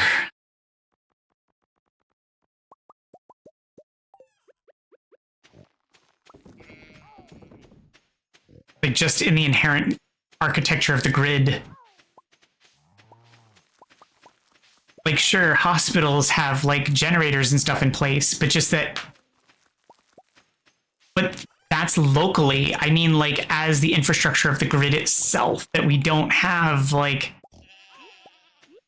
neighboring infrastructure and parallelization. Like, the idea... So, if you think about it, how often do you see Google go down? Like, in totality? Not very often, because they have cluster rollover in place, so that if one area goes down, another area picks up the slack. So that's how the electrical grid should function. They should have some sort of clustered rollover segmentation in place, so that if a portion of the grid goes down, another portion of the grid can pick up the slack. And I believe that they have some of that in place, but I don't believe that there's enough of it, and they really should be working on, you know, some sort of way to rectify that.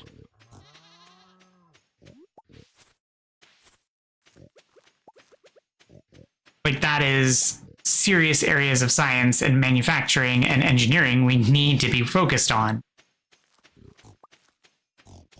If it isn't something we have solutions to, and if it is an area that we have solutions to, then why haven't we implemented it yet?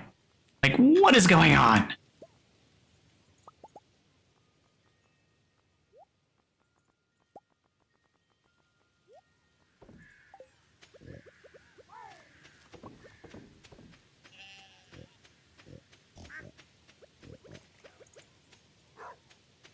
But I agree. More solar, more wind, that'd be fantastic.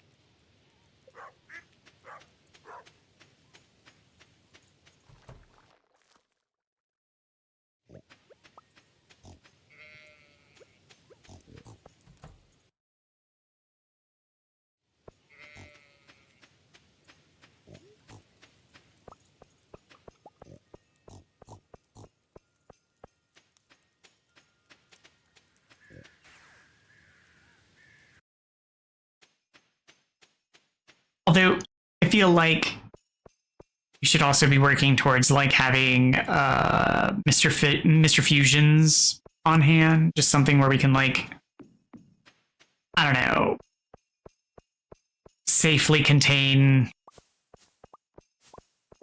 like mini nuclear reactors or something, a la Back to the Future style.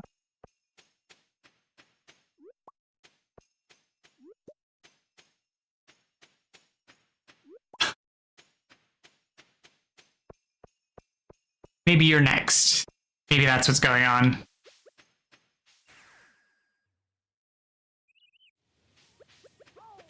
Or maybe your street is like where the source is, like of the issue.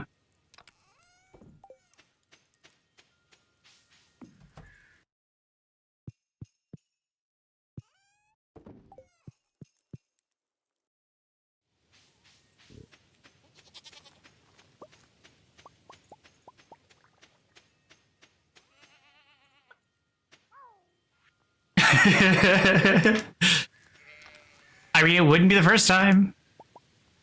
That's how hurricanes work.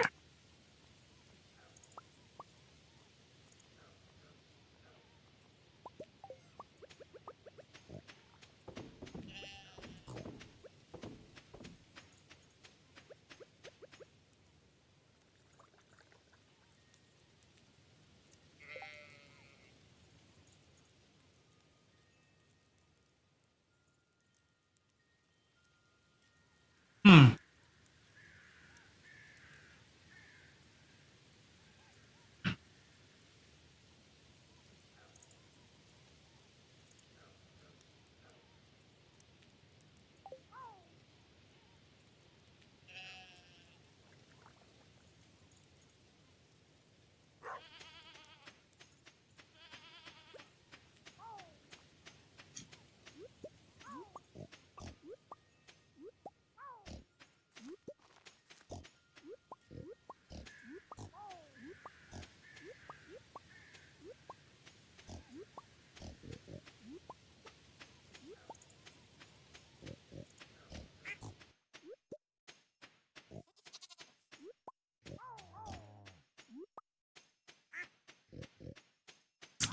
That sounds pretty sus. Are you sure it's not just like your nemesis or something trying to get you?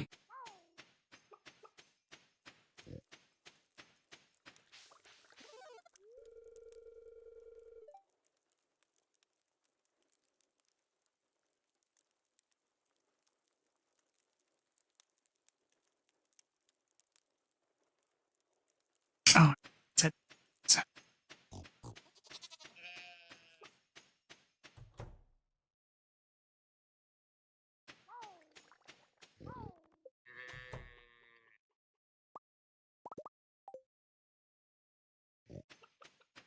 That's not how power failures work. They don't tend to give warnings unless it's planned maintenance.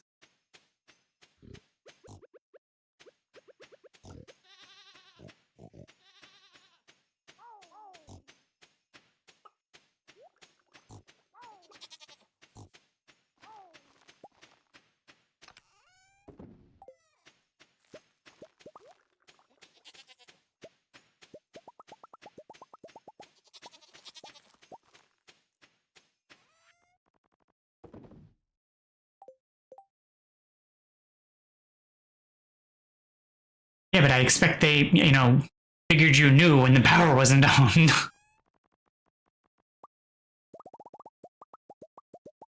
But I think I see what you mean. But like, you expected them to at least let you know by text or something in case you were out that when you get home you won't have power, so that if you're out you could just stay out.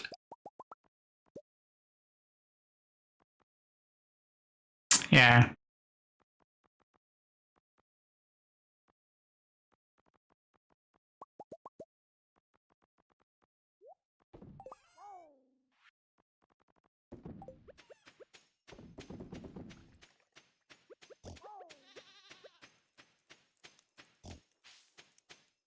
That's not really how, I mean, I don't know how I it is in the UK, but here the utilities don't exactly work that way. They're not super. Oh, that was hopeful of them.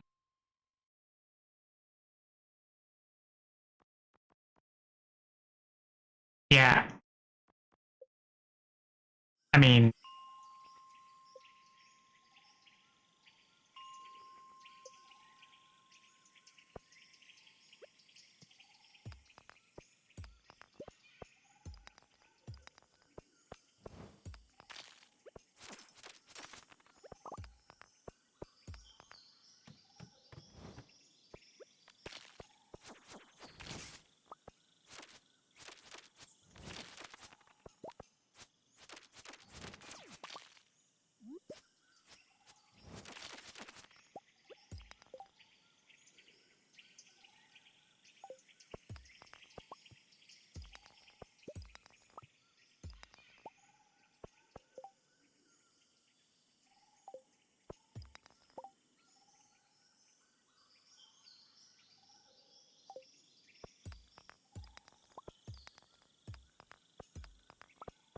that could have just been incompetence. Being honest, it could have been, some engineer who was like banging away at it, been like, "I've got this," and then just been like, zap, and then nope, they didn't. They broke it.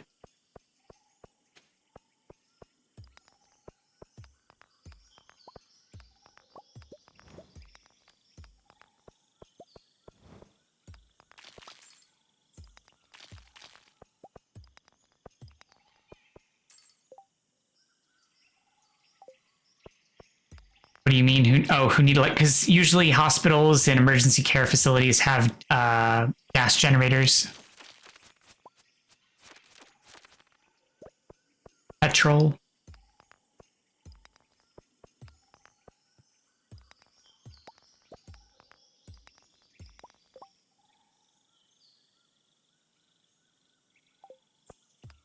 Oh. Good question. Battery backups.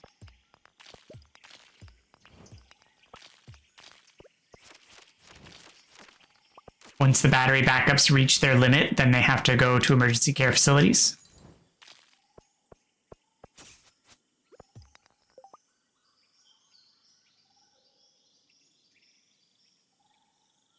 Oh, I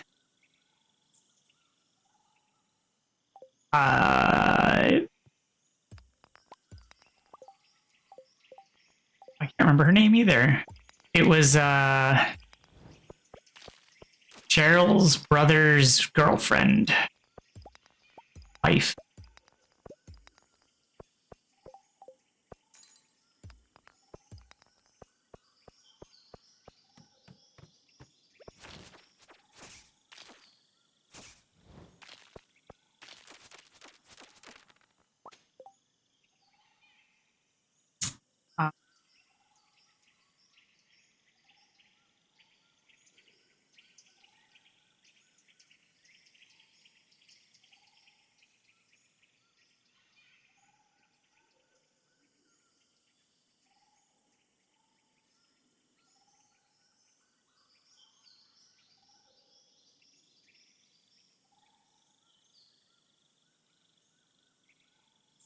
Tiffy was her name.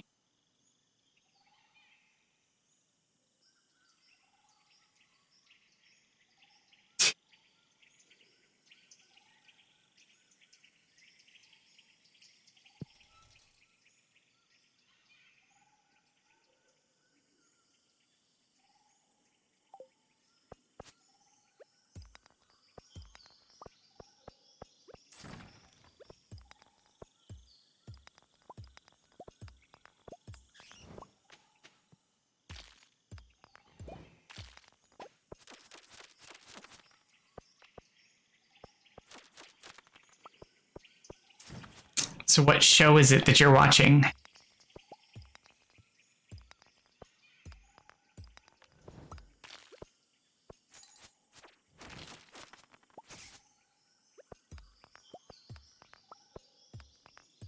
Oh.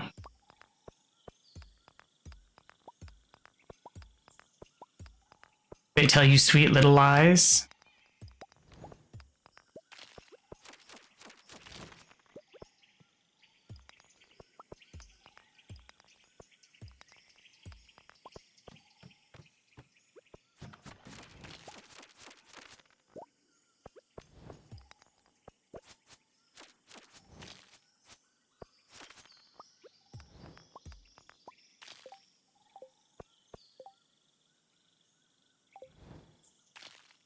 It's a song.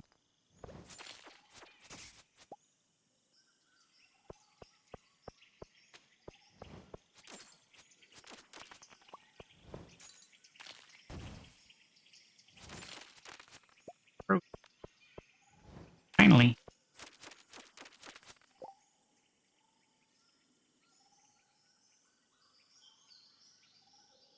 One a week? One a week? What is this? The 90s?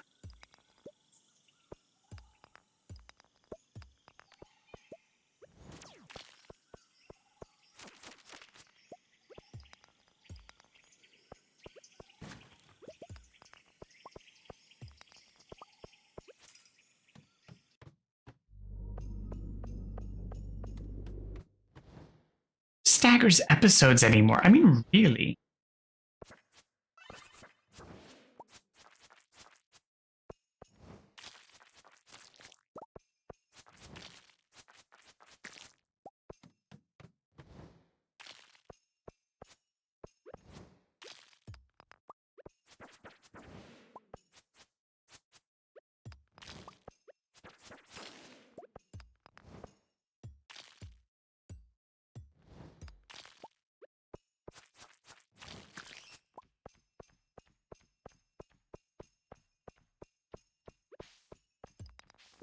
It's like they don't even understand their audience. Like, episodes are just like you're a streaming platform. Like, if we wanted broadcast television, we'd go back to Kate.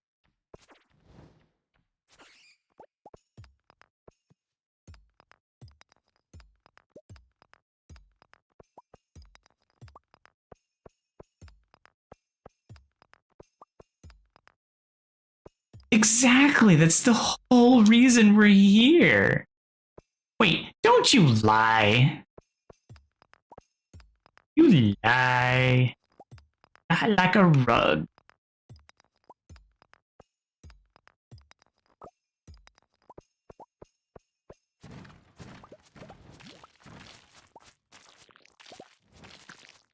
Yeah, exactly. You know exactly what I'm already talking about.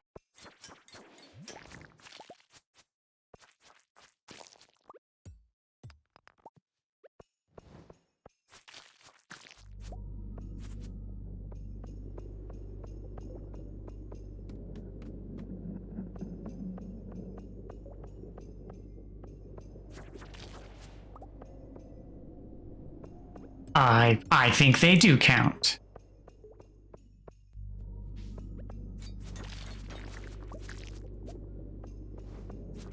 I want to know how they end. I think it matters. I want to know how the story goes.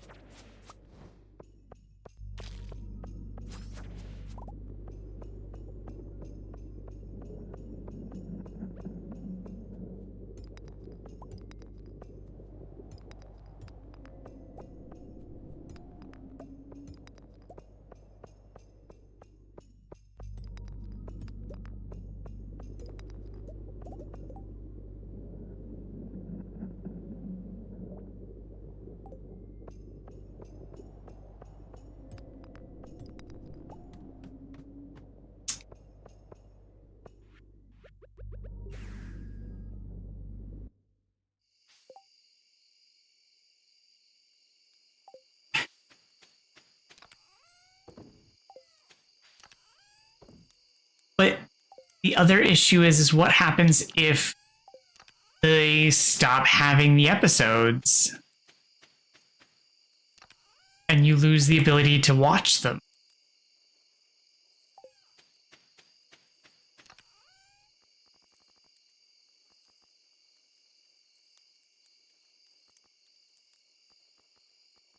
you say that, but sometimes shows go away. Like, things happen.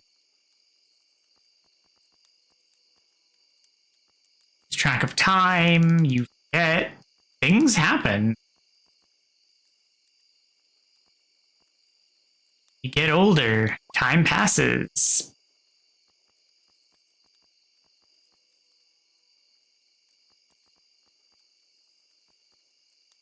I mean, heck, I want to go back and watch TV shows, but the TV shows are all away. Like, I can't find certain TV shows that I watched when I was younger that I couldn't watch because they...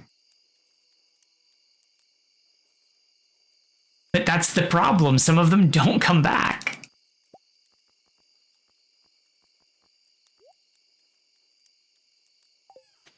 I mean, nowadays it's probably a little bit easier, but it's hard. Like, there are TV shows that I can't find. There's a movie that I have been stalking and I cannot find.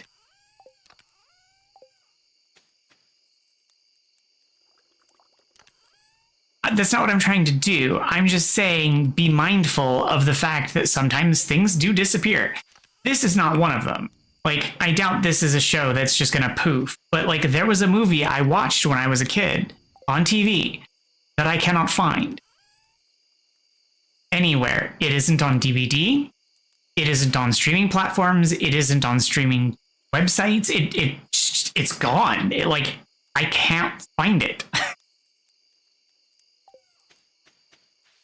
People talk about it. There are clips of it on like YouTube and stuff.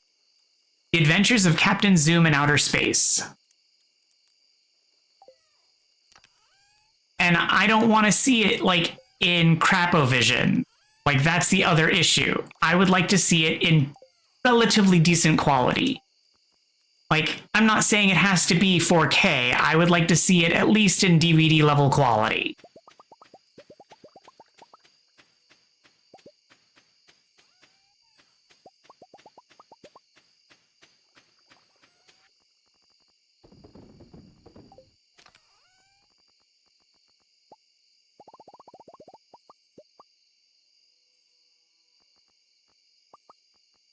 But every time I come across something that claims to be it, it turns out to not.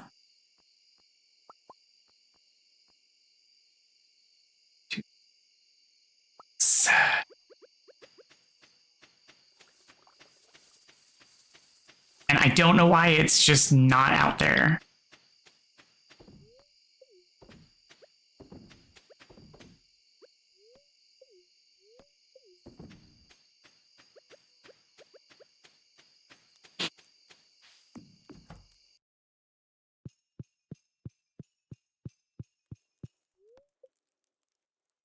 And it's the strangest thing, because it's like this little like B movie that you would expect to see on Mystery Science Theater 3000. Probably. I'd have to double check. One moment you're going to see me like use my phone.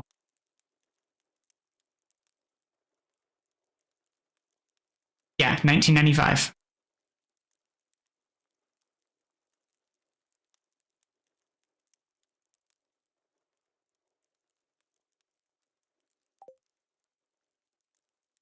I know, right?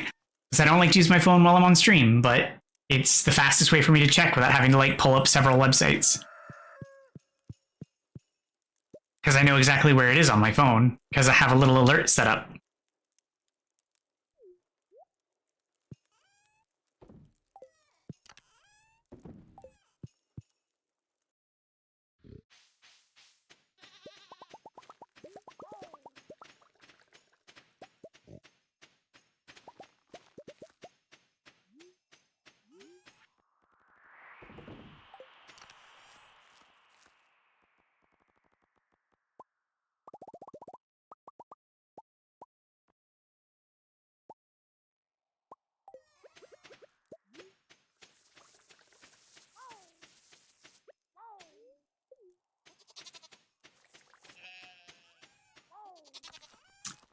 And the other problem is like, I don't even know if all the effort I've put into trying to find it is worth it, because I haven't seen it since the 90s. So like, I don't even know if I'm gonna like it.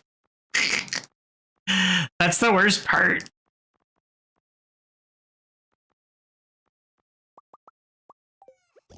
because I haven't seen it in so long, I don't really remember it. I just remembered liking it when I was younger. But I've watched several movies recently that I thought I liked when I was younger, and I was just kind of like, wow, that did not age well. So, great. I'm glad I put effort into finding that movie.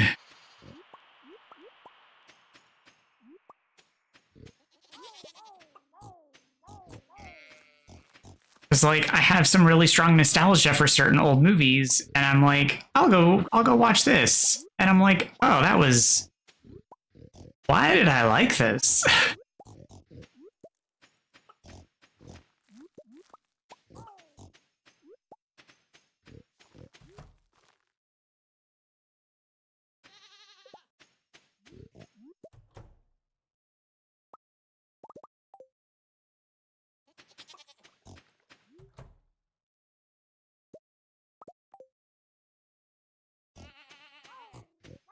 But sometimes things are just great when you're a kid and terrible not so much otherwise. Like, or they were, thematic for the time. Were good when you were there, but otherwise they were pretty terrible.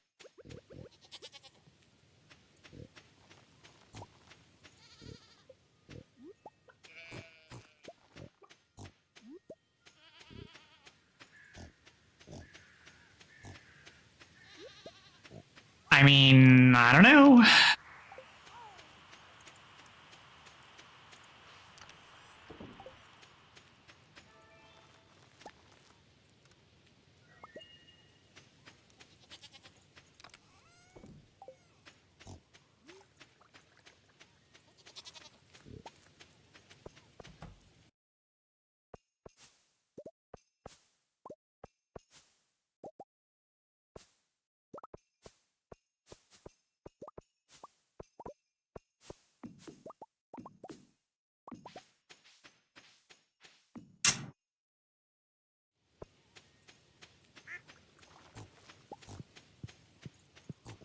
We can talk about it when you get power back.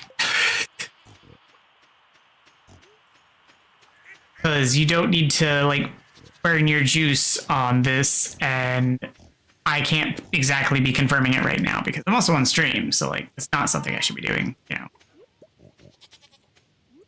It's not like I can be live casting it or anything. So there's that.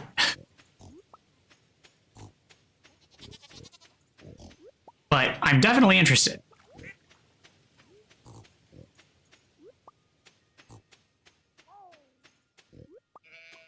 It's definitely a would you like to know more situation.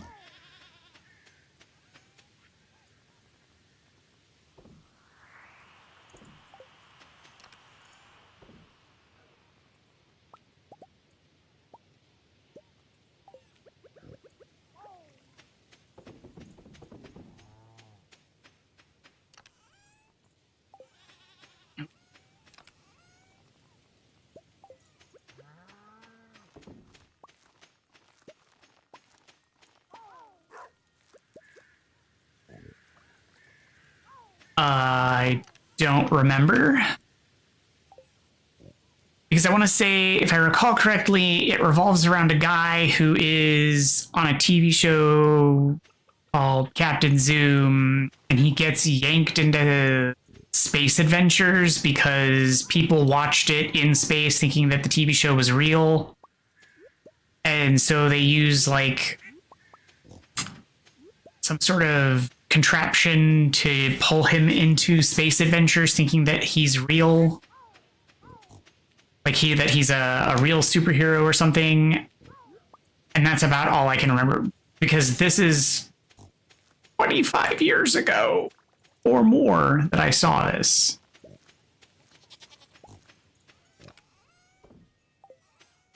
And that's about all I remember. But I might be very wrong about the detail. I just remember that it has a specific actress in it, and I don't even know her name. I only vaguely remember her from slightly other shows that I've seen. But other than that, I don't know.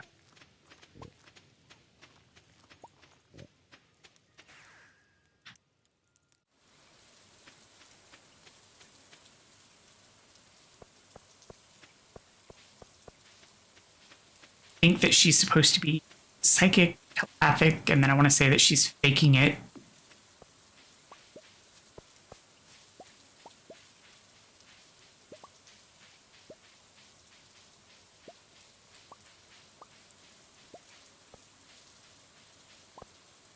Beyond that, I got not a whole lot.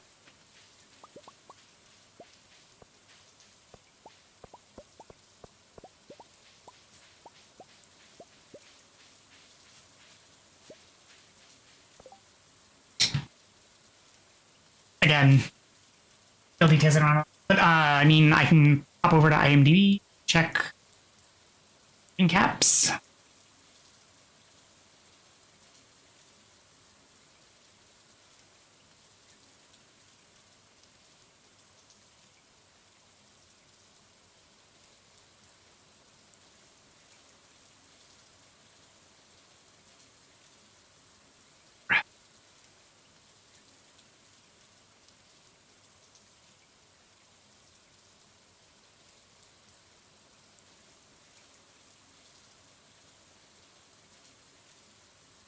Not seeing anything with Iron Man Mark 1.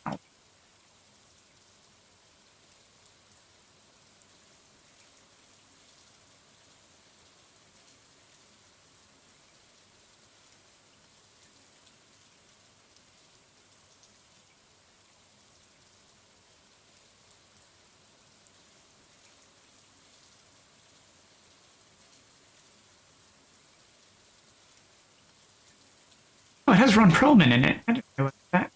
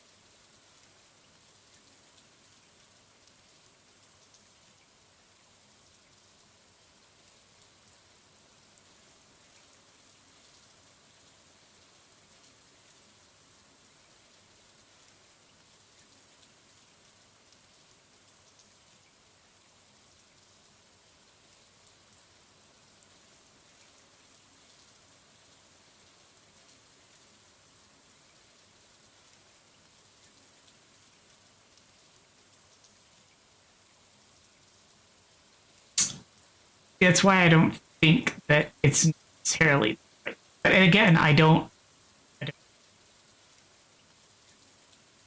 because, as I said, he like starts on a show, and that's might be what you're seeing versus like what actually happens later in the movie.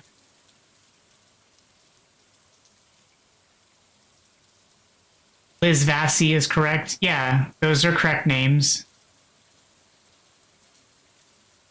According to the IMDb page.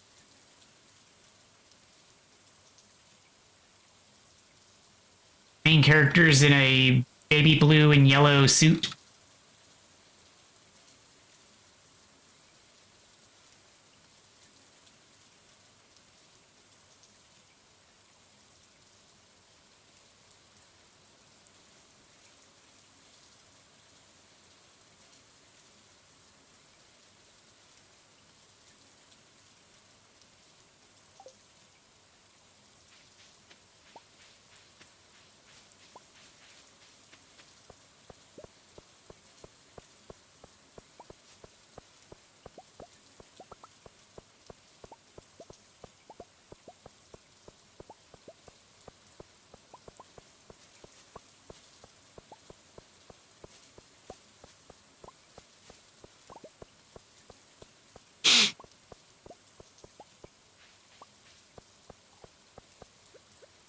Talk more later about it.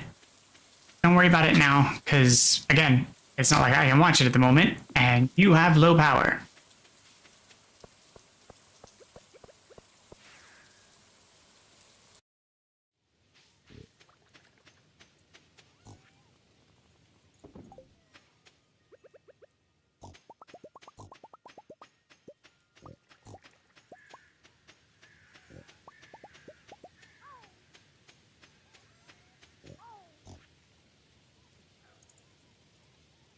Again, you're asking more details I don't have answers to.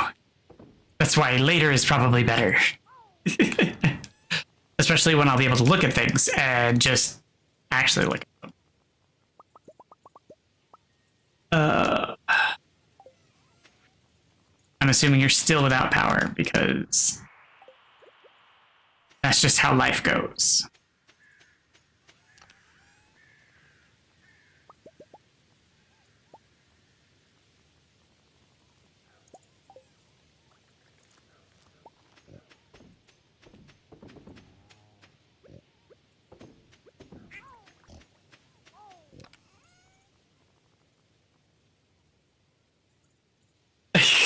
I figured there'd be a dance included.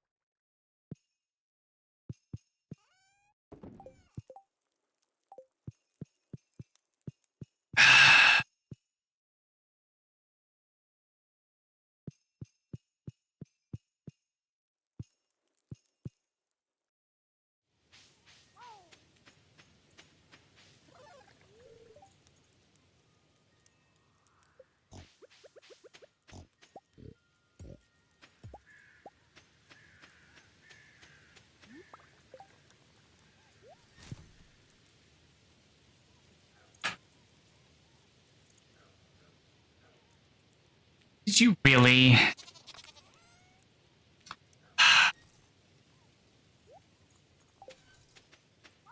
You're so edgy.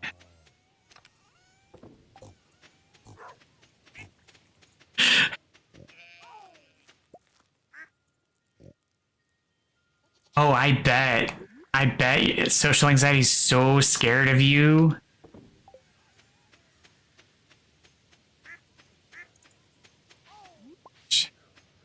And to think, all the young kids talk about how cringe us old people are. We're so cringy.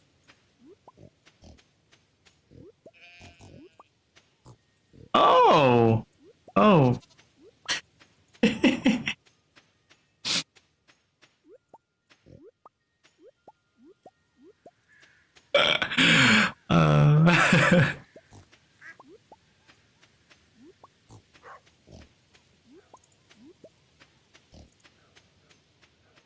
Did you have fun though?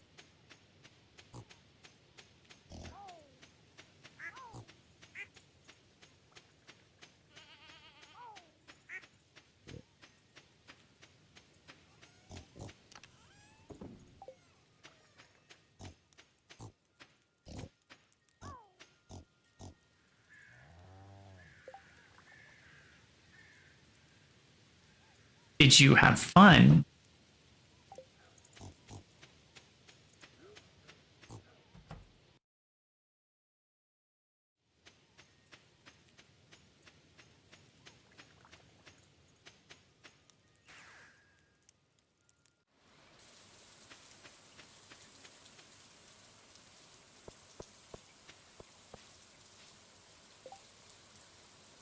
Okay, good.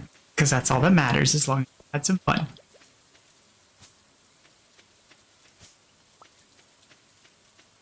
Like, I'm razzing you, but that's because what we do. But as long as you had some fun, that's all that matters.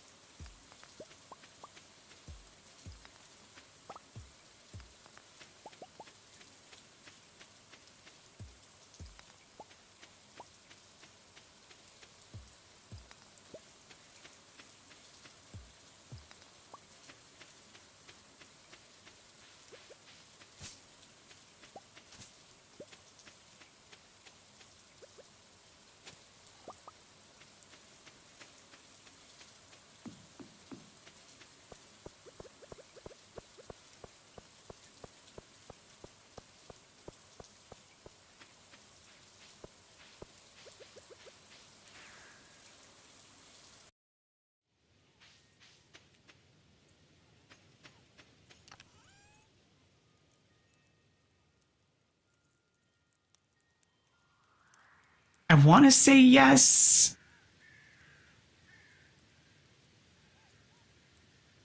Do you almost choke on it or something? Feel like you mentioned it to me, but I don't retain a lot of things sometimes.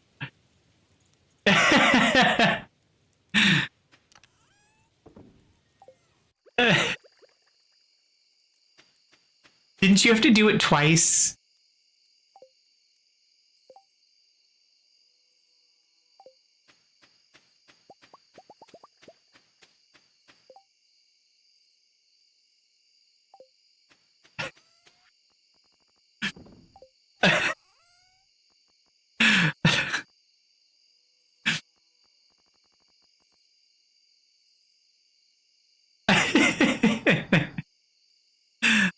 And these are things you choose to do.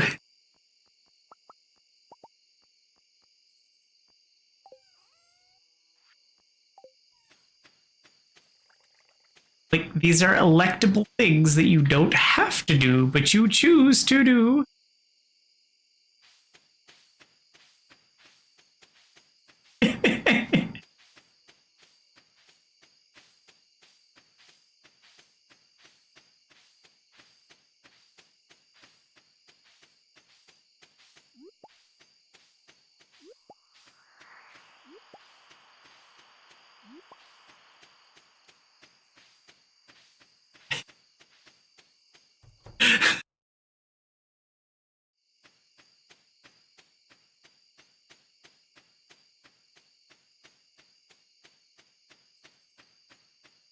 Why can't you post it? Because it's 2 minutes long. Like, what's wrong with the length?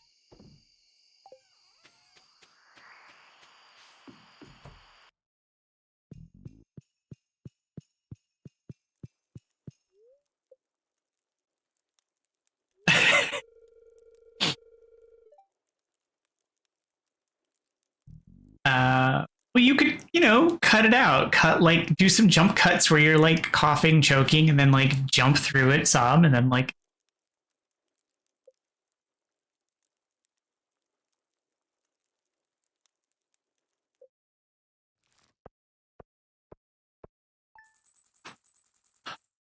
Hooray, I have 2 kids now.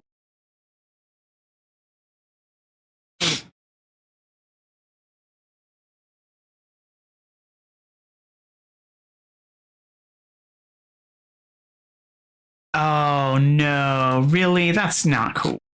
Especially when you have to slurp it. Like,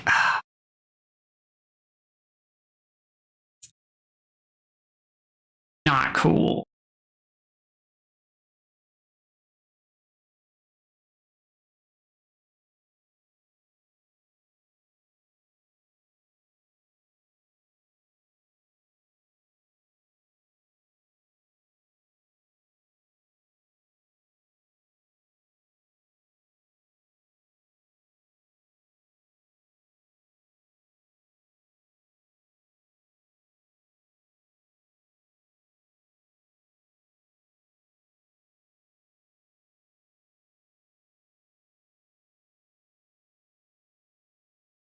That's definitely not cool.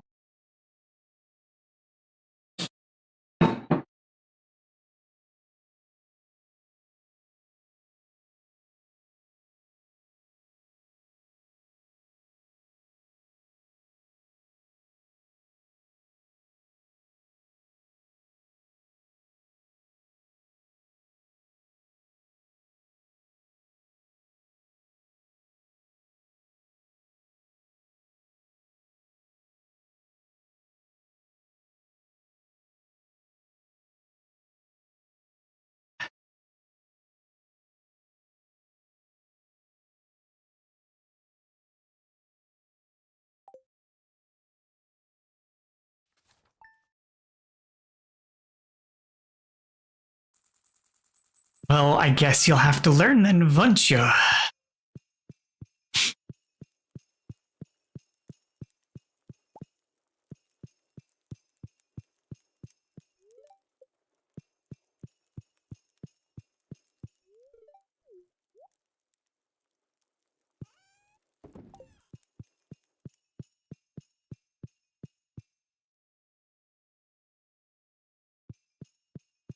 Does not move like jelly. It doesn't have to move like jelly, it just has to move like dancing.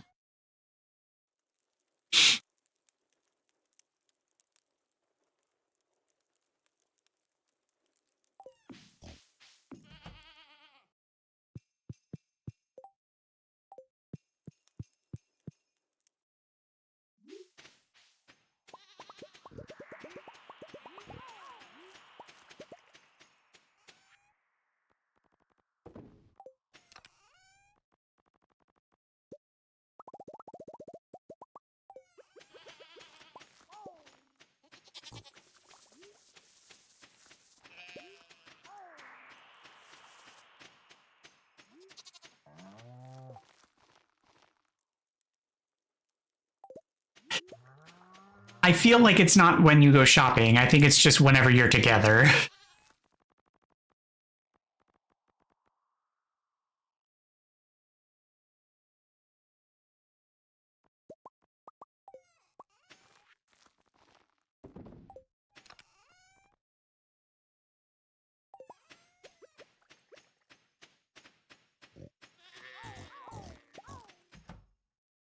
I feel like you guys are probably just trouble in general. Yeah, I was gonna say. Yeah.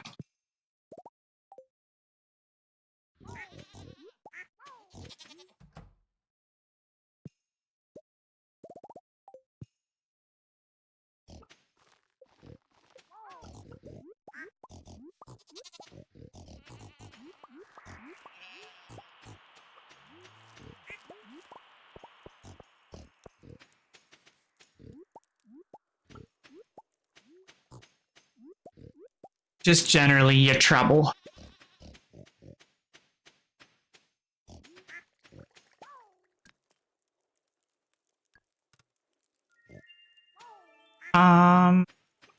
That's probably debatable sometimes.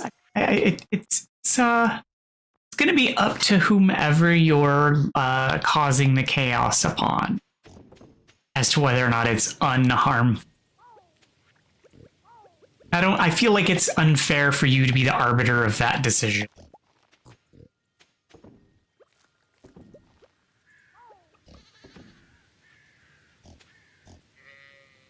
You don't know that.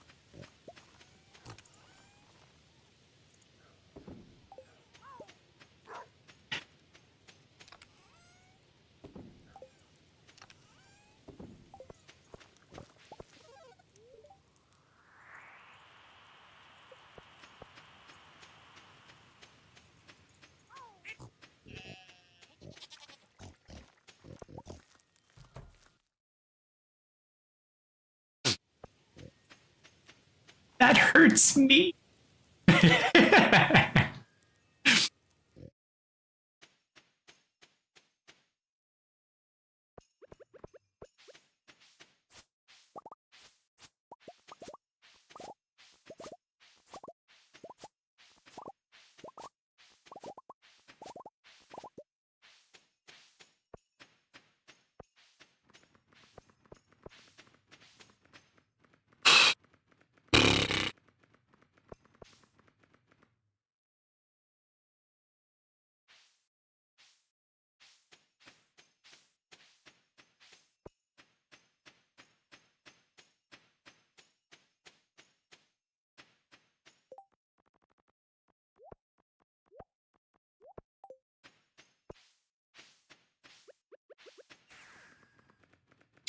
She's putting that out now.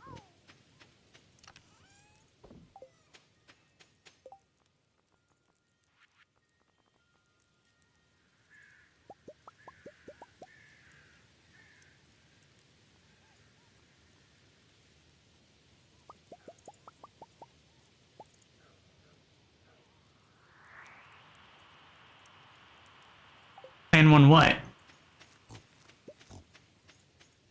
Oh, a holiday. I mean,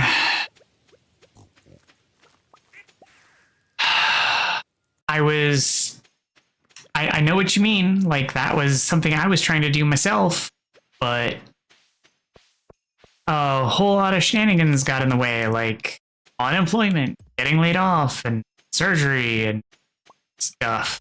And yeah, like I was planning to make a trip to Ireland for me and my partner because he wanted to go there. He's yet to be out of the country. He's had his passport for a while and wanted to go on a holiday, a real vacation, because he never really had one. And he picked Ireland. And that's where we were going to go. And then my surgery stuff happened, so it got put off and got laid off. And it's perpetually laid off or put on hold, so.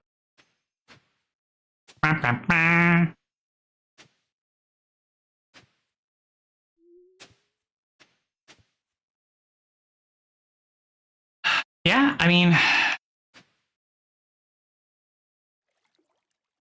it's gonna have to wait several years because it's gonna have to wait till I get a job, then I can accrue paid time off, and then save up the money to reaccumulate the funds that I've had to spend unemployed. It sucks because I've had to use all of my money that I put aside to be unemployed. It's going to take some time.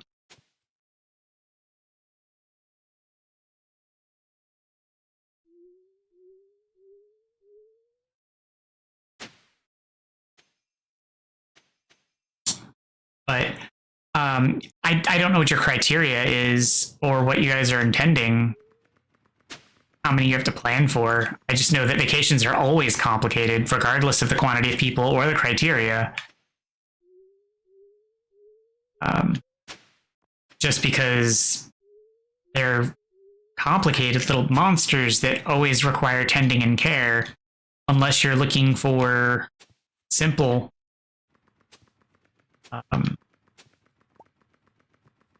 I personally like easy to book and easy to accommodate.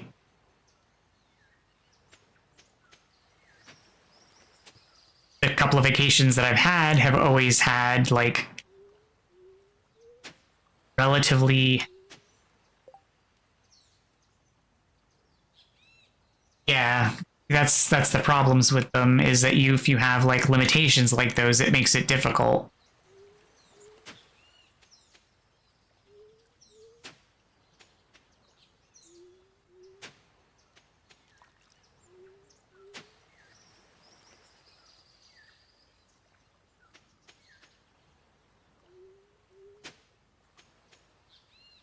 Are you trying to focus on all-inclusive? Or does that not matter?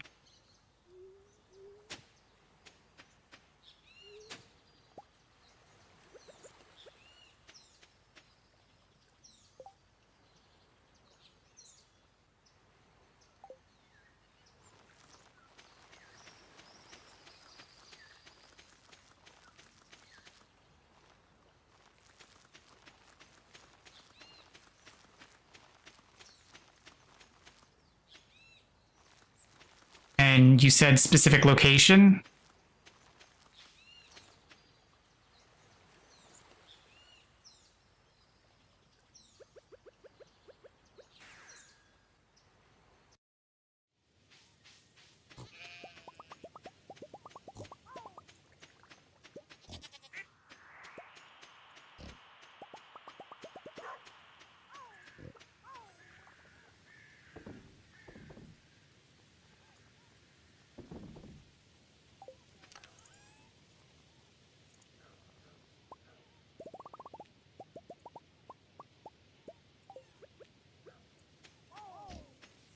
Because I don't know what your budget is. Well,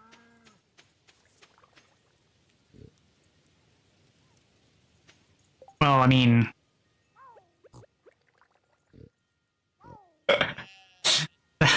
well, that depends. Because I was about to suggest, have you looked at Viking Cruise Lines?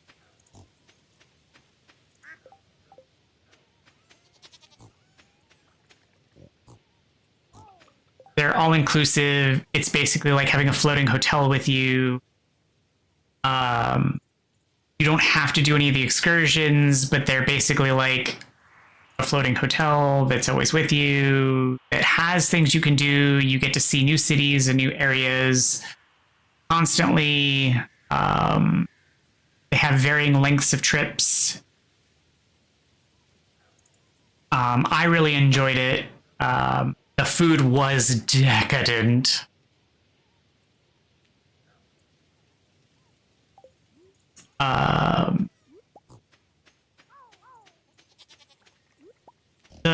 The staterooms were pretty small, but they were nice, and the cruise staff was fantastic.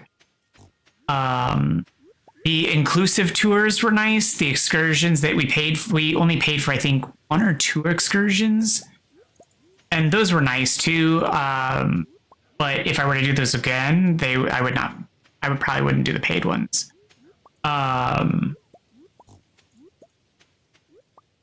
But overall, it was a fantastic experience. But since you're also away a lot closer, it would be a hell of a lot cheaper. So, because I think overall, the entire trip was like 2 people, flights, hotels, cruise, excursions. It was like $15,000, but that includes our flights and everything. You're a lot closer, so it would probably be a lot cheaper.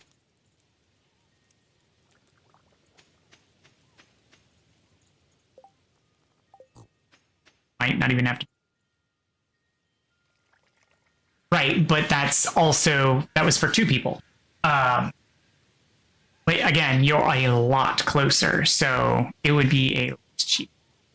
Might be able to get away with that and budget and all the things. So, yeah, I was gonna say, check into it. Because they have, as I said, they have, and that was heck, I think that was a 10-day trip for that price also.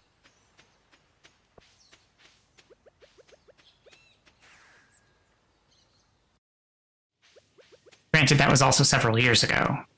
That was 2017.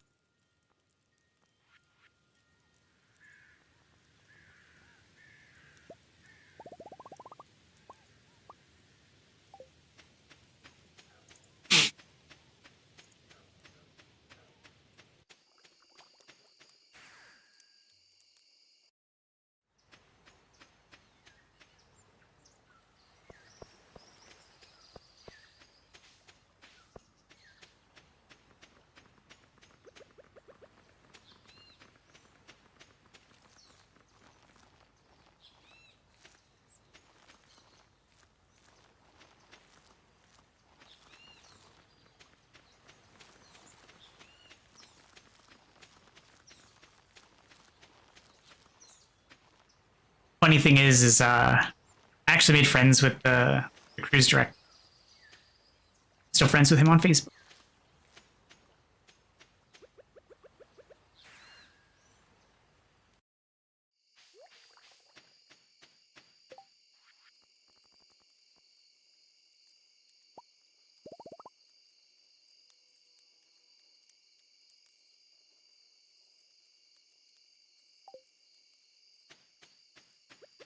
It's enough.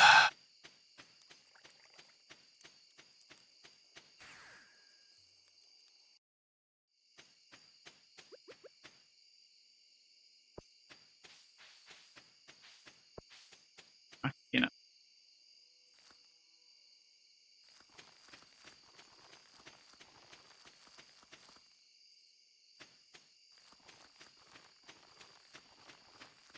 Oh, it's gonna be enough. It's gonna be enough. Sweet. No, I wasted one. Oh, man.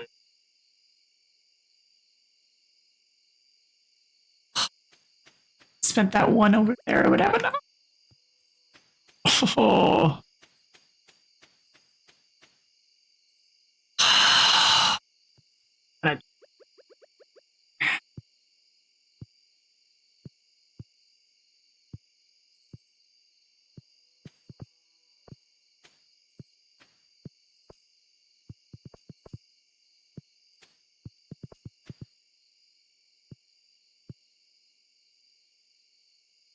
Have they gone up in price?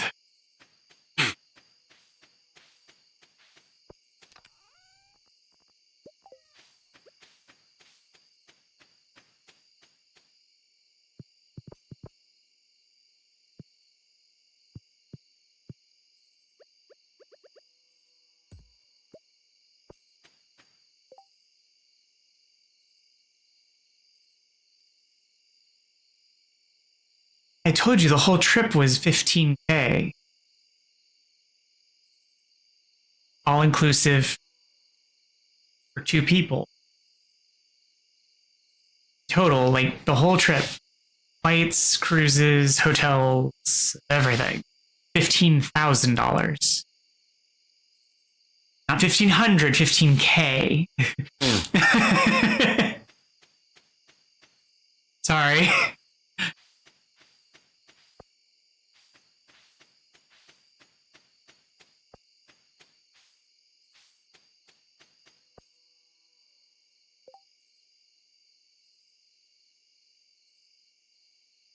You were thinking 1,500. And if I said that, I apologize now.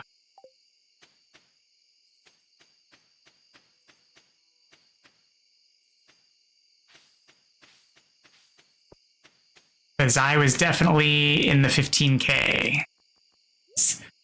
Yeah, no, it was not $1,500.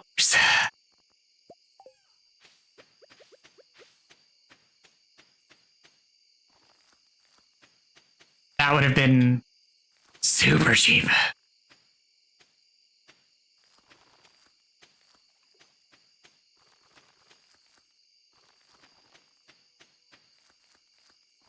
I mean, it also wouldn't be the first time I misspoke either.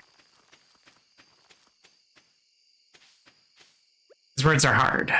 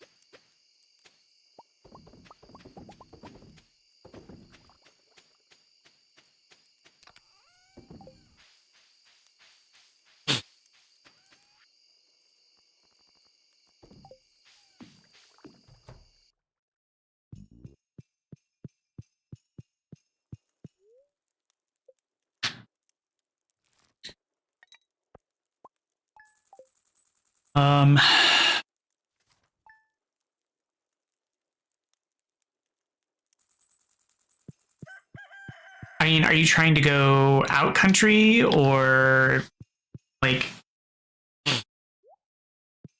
trying to go out of the country? That is a whole other story. But like if you're trying to stay in the country, out abroad,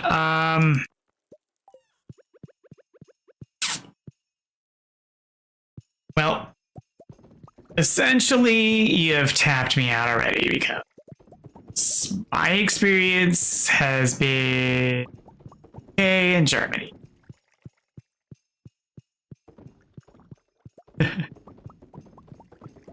So far.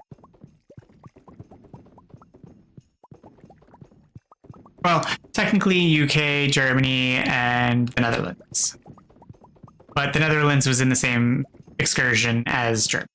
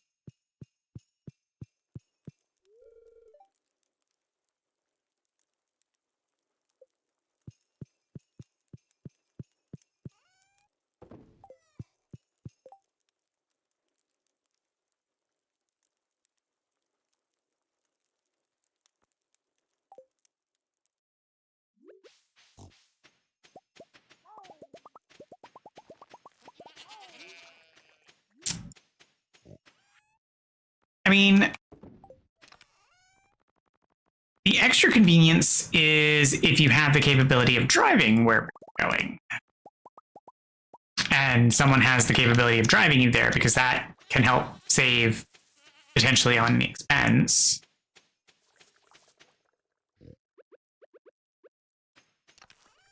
Potentially.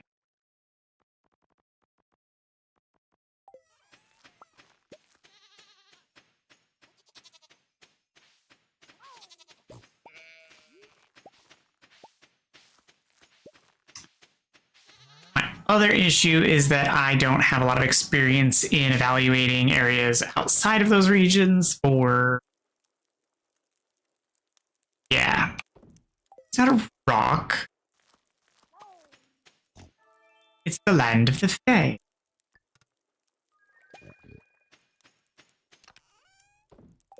Sort of. I mean, sure.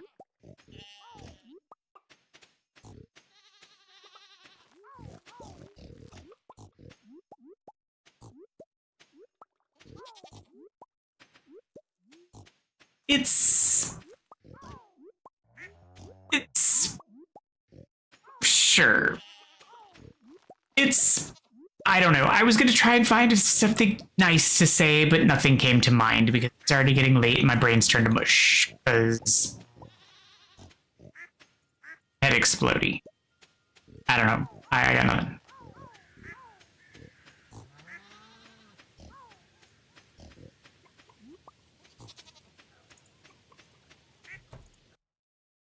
It's a fancy rock with history.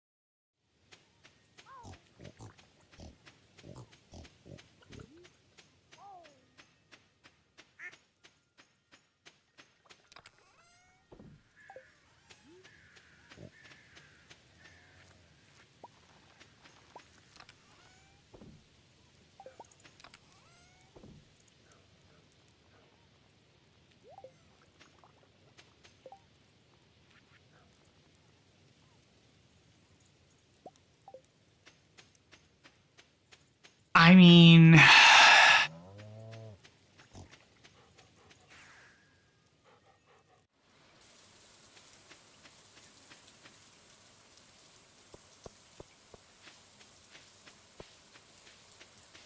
Oh, come on! This is so unfair.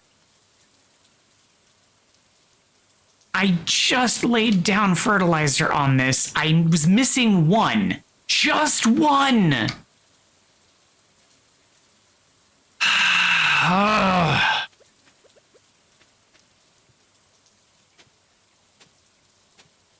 I have to replace a whole bunch.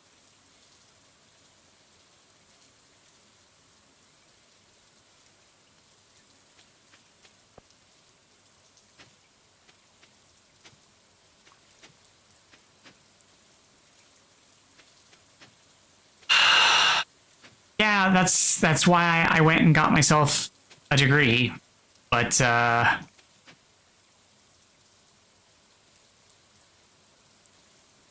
I questioned that too. I was like, I thought cozy game, but no, there's like bad guys and enemies and stuff. And so I didn't understand how this was considered a cozy game. But no, it's supposed to be cozy.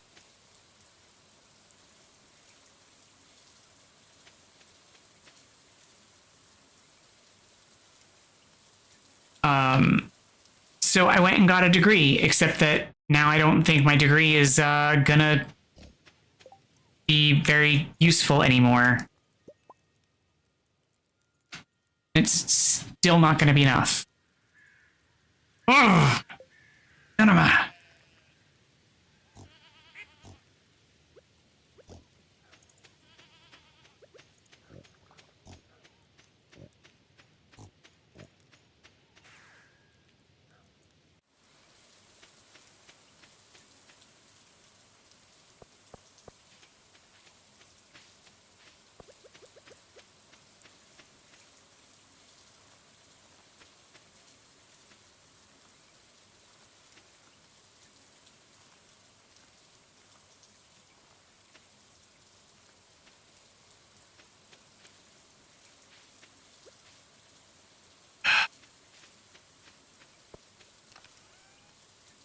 Good. Still have some.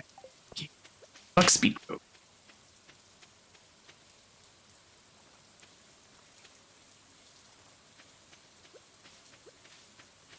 Number 1, 2, or 4.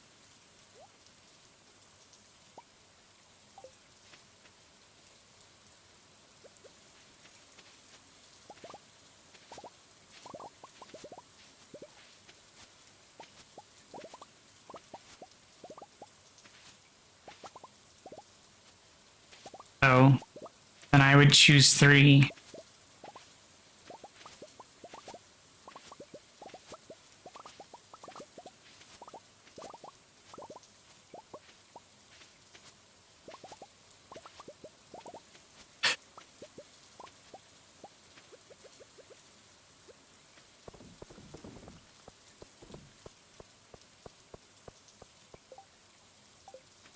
Choose.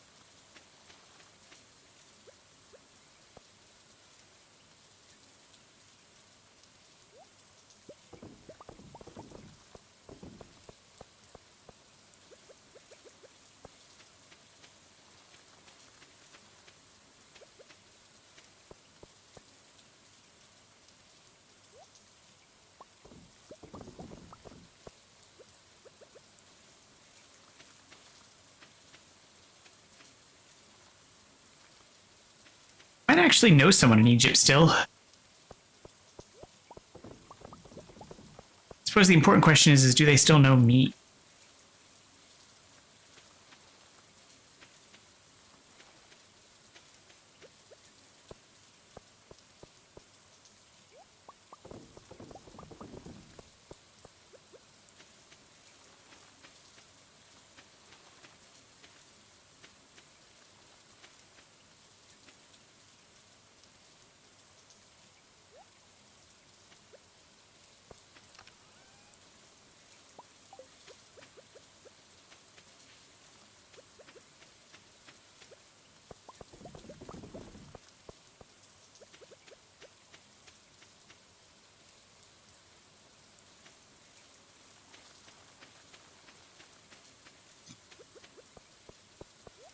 I helped her with some research project stuff back in school.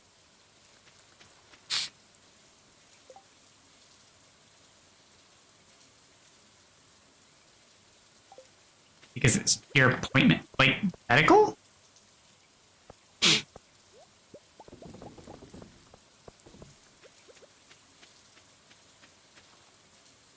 I thought NHS was free.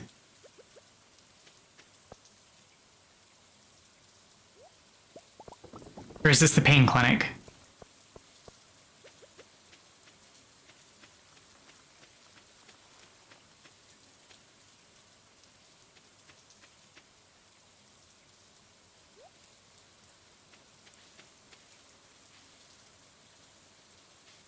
Ah, okay.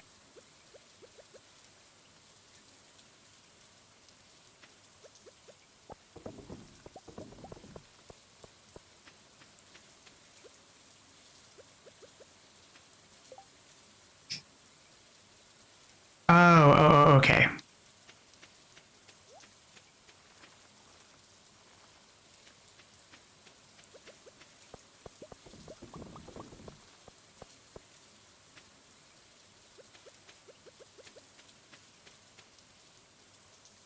I mean,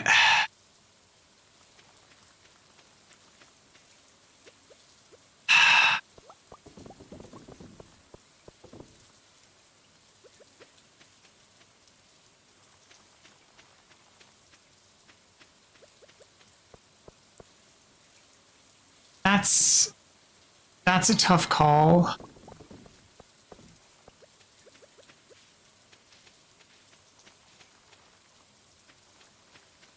And that is going to be a you choice, but my American brain is along the lines of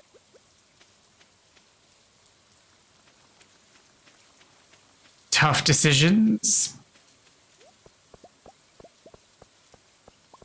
because you really should be concerned with health and figuring all that out, whatever that should be about, and taking care of that. And I don't know, because like this appointment's taking forever for you to get anyway, and oh. Okay, so this isn't even like the important one.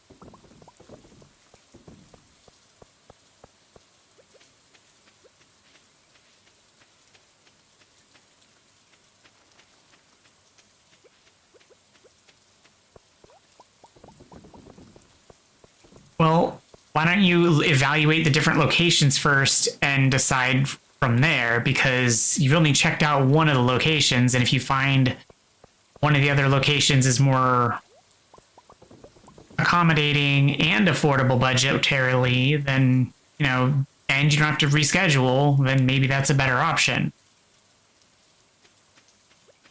Just look at all of the options before making the judgment.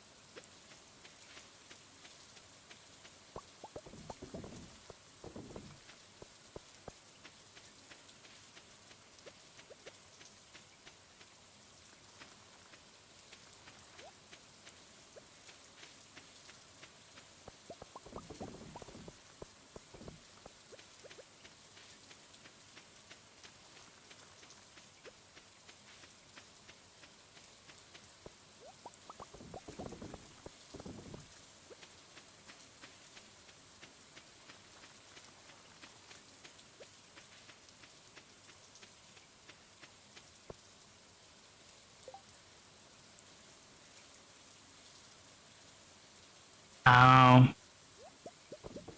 Well, I would also make sure you get the solid answer from your sister about getting them out of school, because if she's not going to get them out of school, that's going to cause major complications for you.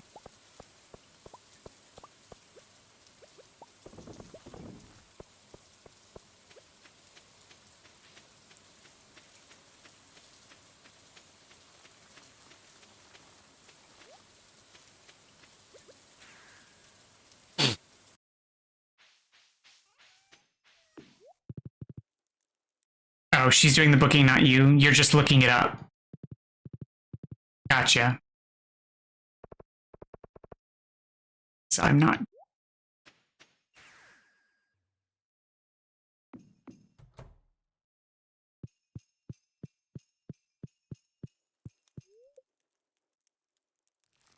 Passed out on the floor again.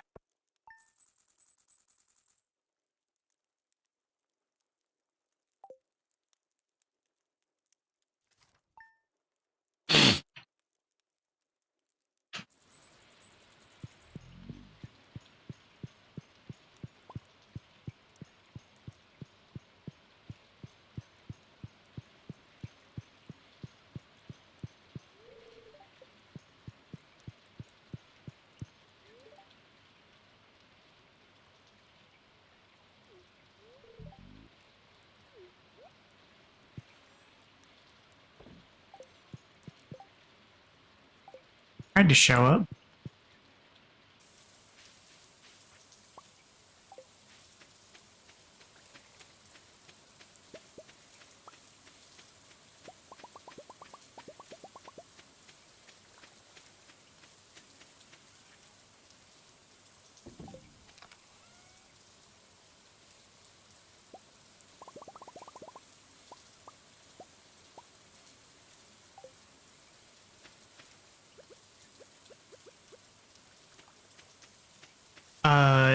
Also make sure you're looking at them incognito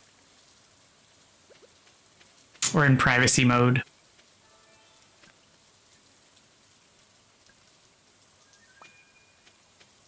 Okay. Making sure.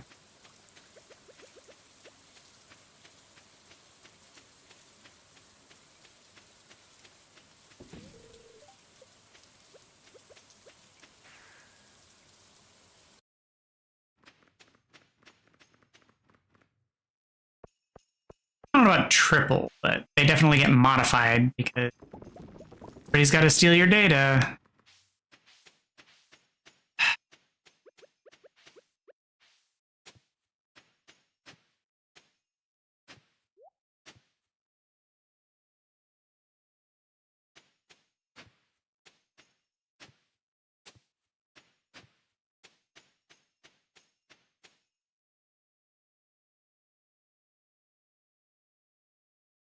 So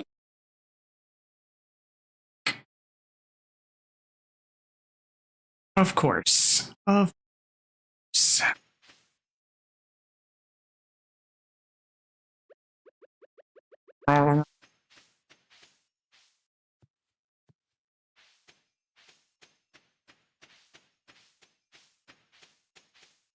Three.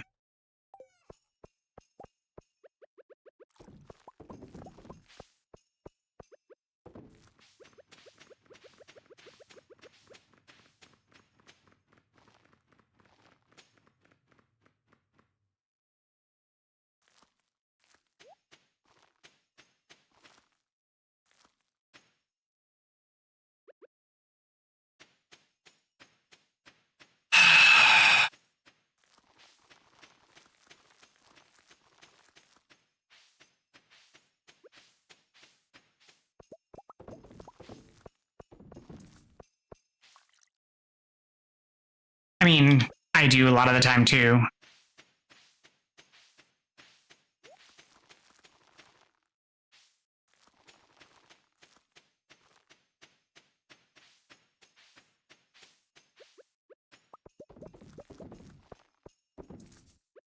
It's not perfect. It doesn't do everything privately, but like, I just don't need all of my searches to be permanently allocated to like my history of stuff.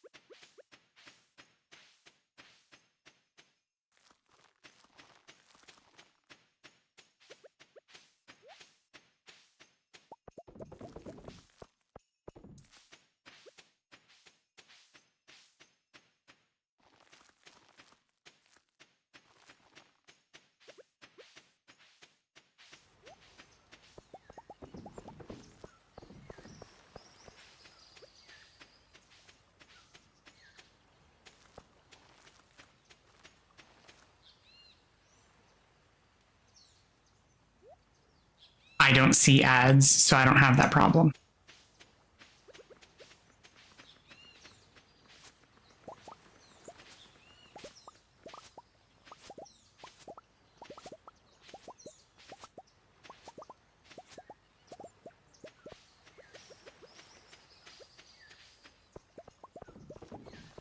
at least on my phone.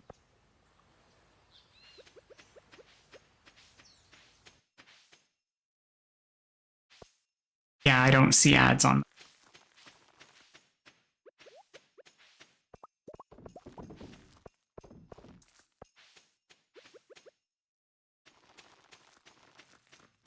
No, it's because of the decisions that I make.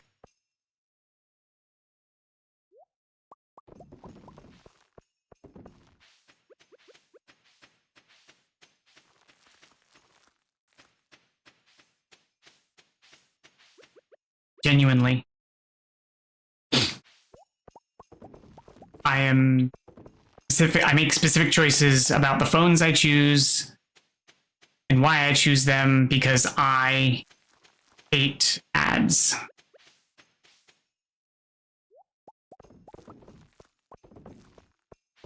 It's a deep, burning passion.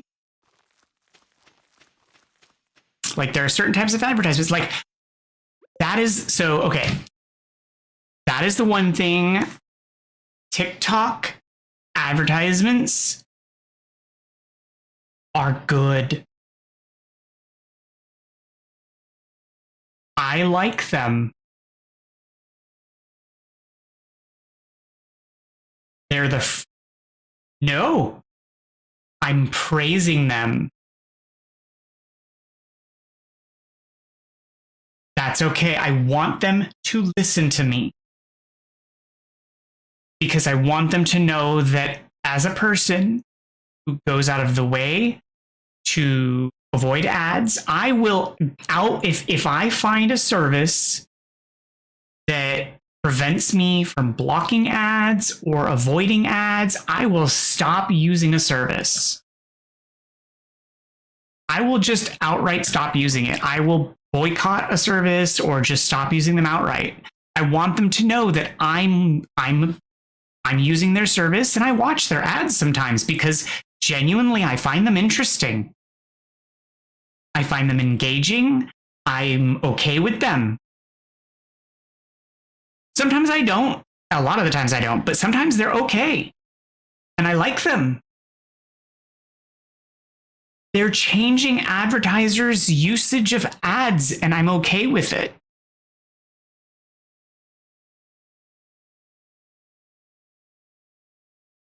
But see, that's why it's okay. And that's what's crazy. I had such an, and this is my bias. I have had such a negative perspective of social media for so long. I was so hesitant to touch and try TikTok up until recently. And I regret it. And now I might pay for it. Because I've really enjoyed my time on TikTok.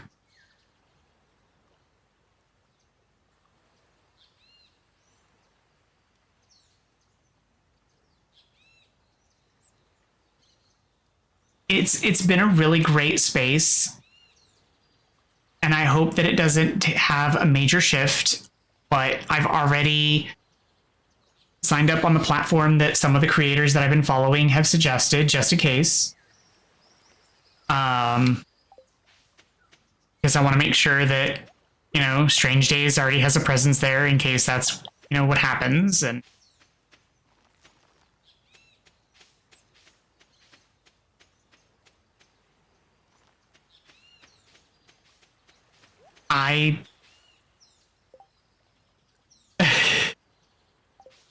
but even the ads, though, like, as I said, the ads are not bad.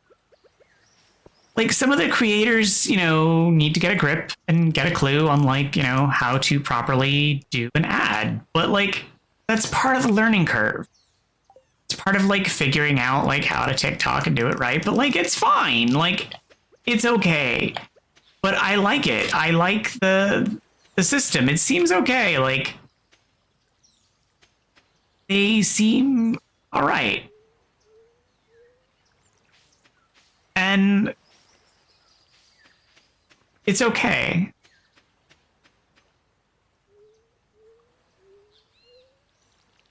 So I don't know. I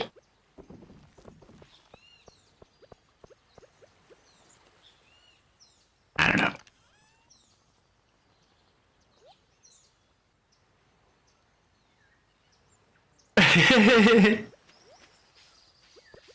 Well, maybe now is the time to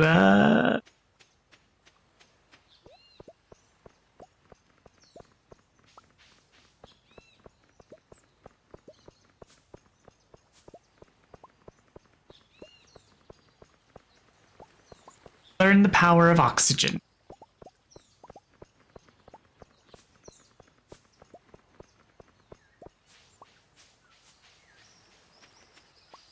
I'm sure you will. Especially while I'm here, I've got you. We can do this together.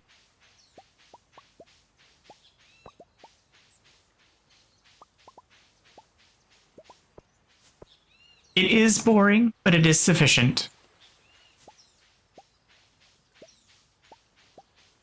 It is nourishing, and it gives us life.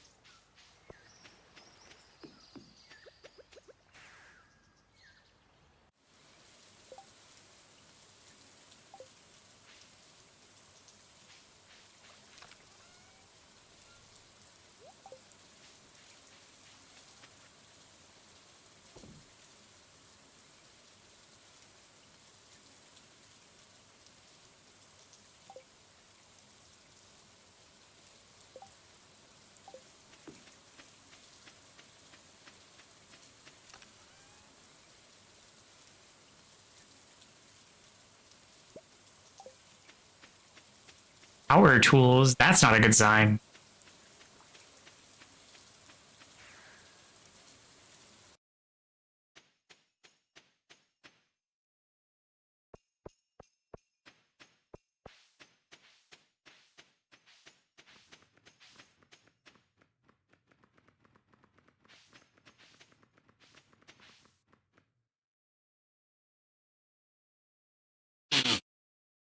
I mean, you hope.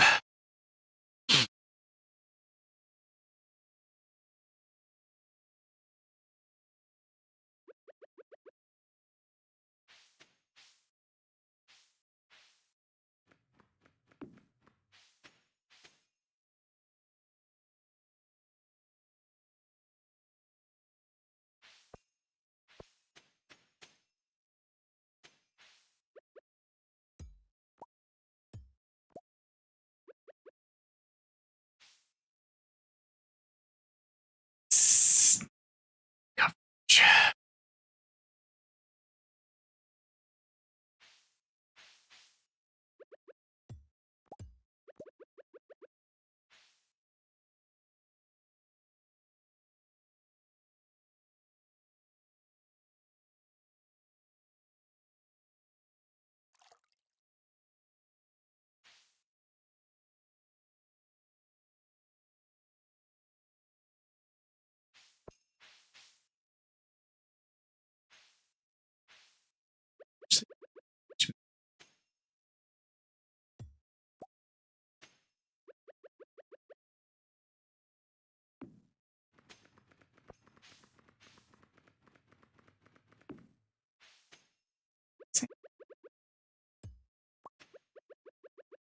Design this mess.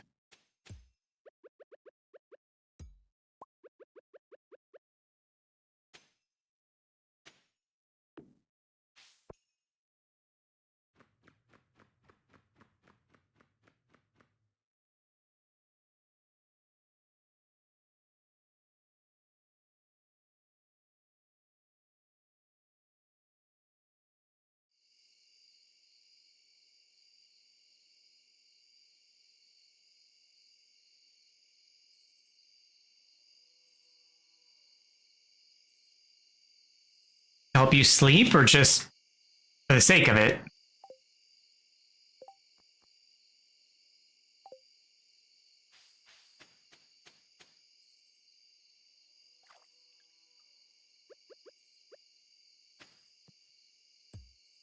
No, I get, but like, Well, I mean, oh, because technically, sorry, that was so dumb of like, because you are in pain. You were saying that before.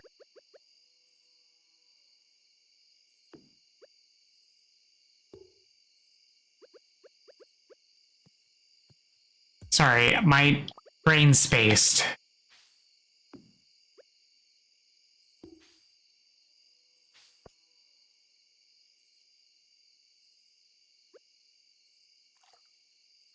Didn't you say you had food though?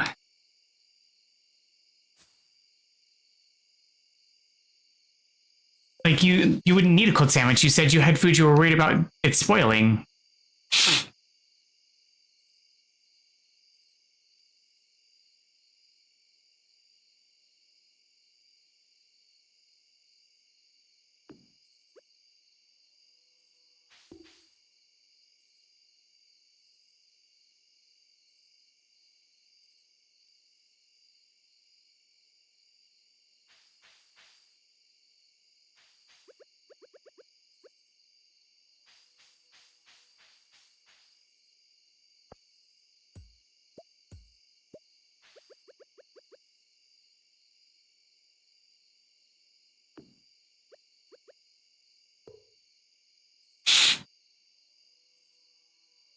Oh, I see what you're getting at.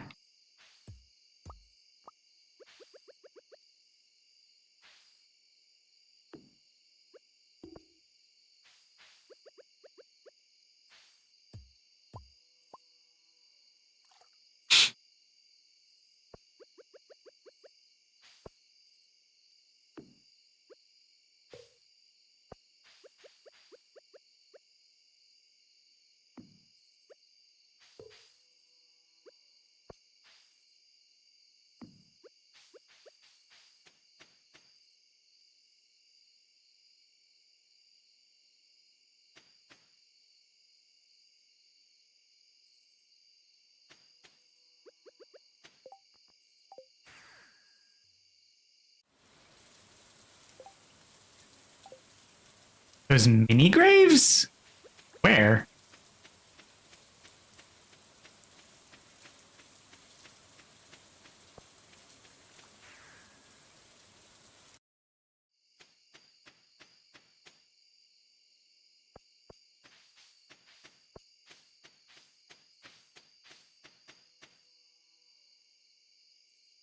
These things?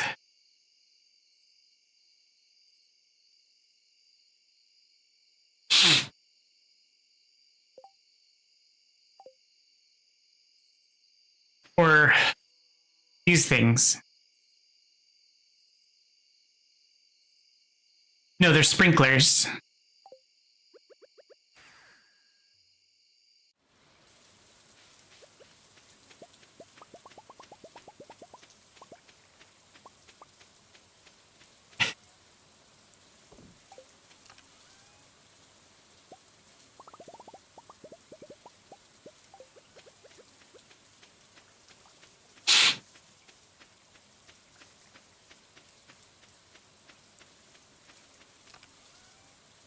See?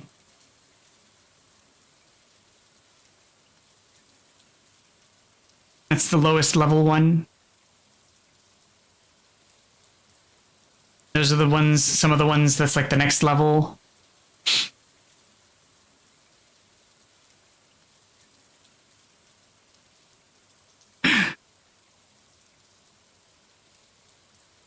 But I could see the confusion.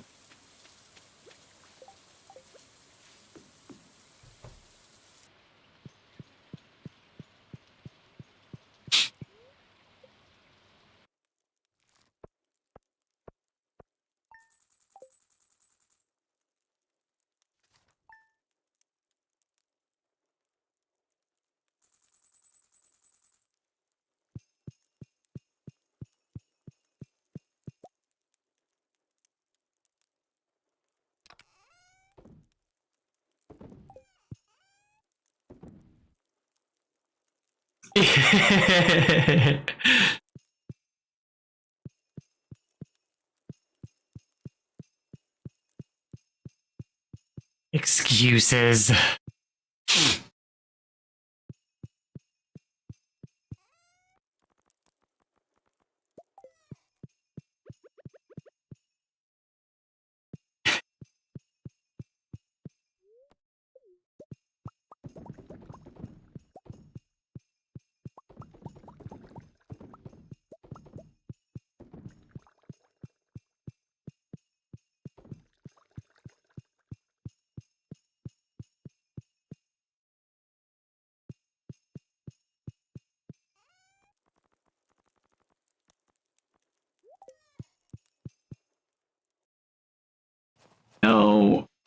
Officially winter.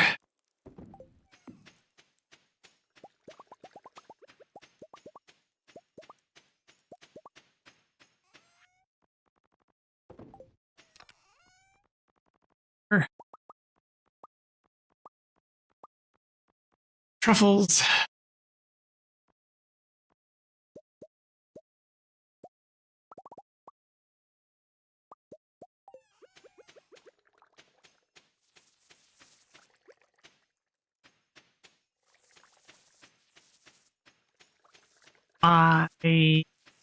Sims a long time ago, but I don't know.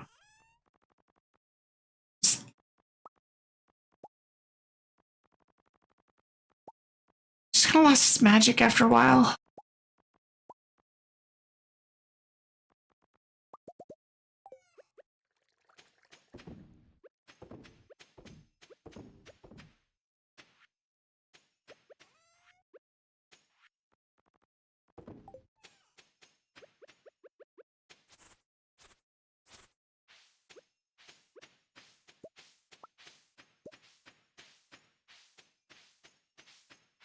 What?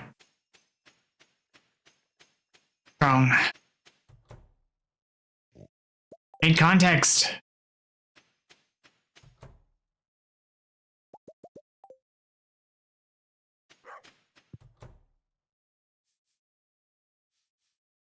Oh.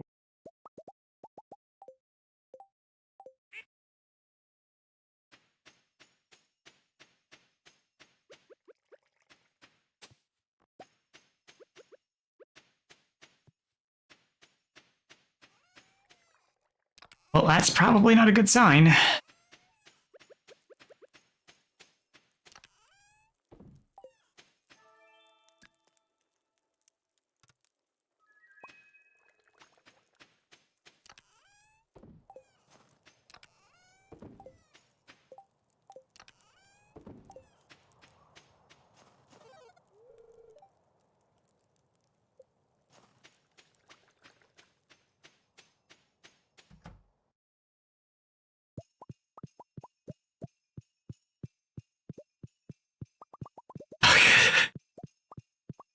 Did you call them and tell them that that's the wrong direction?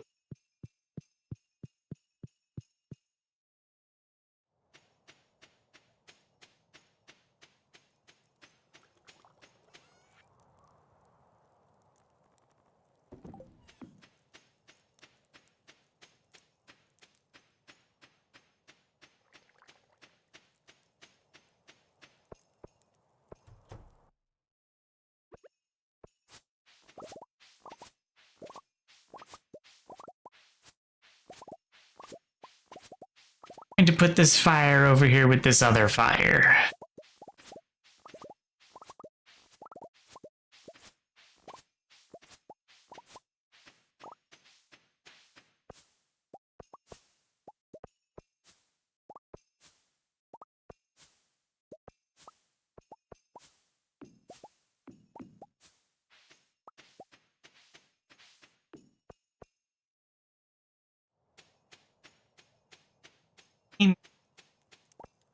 Being angry isn't going to make it go faster, and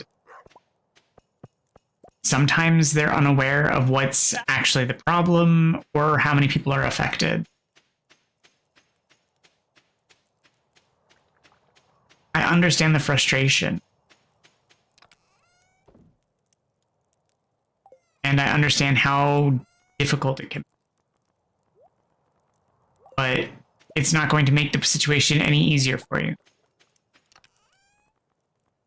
Just try not to focus on it and hang out with me.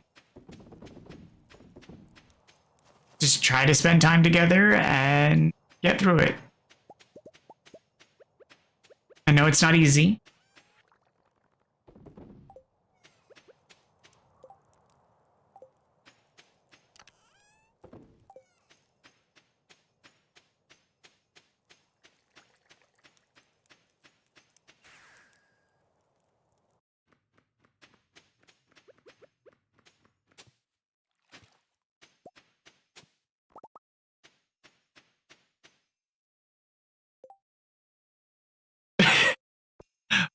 Probably because they're just as angry as you are because shit's not the way it's supposed to be and they're just as aware of it.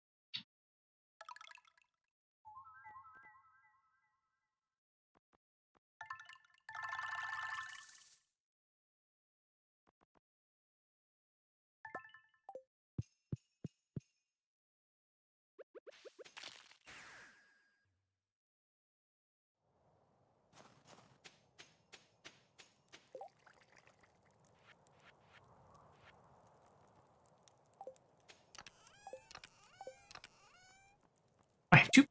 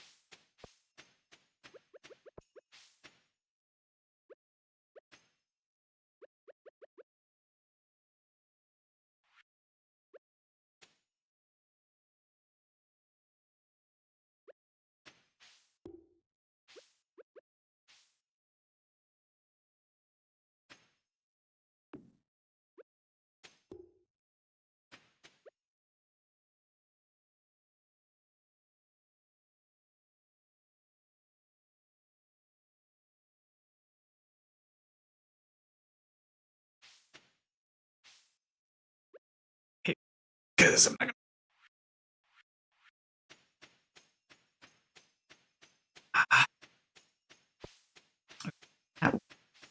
that.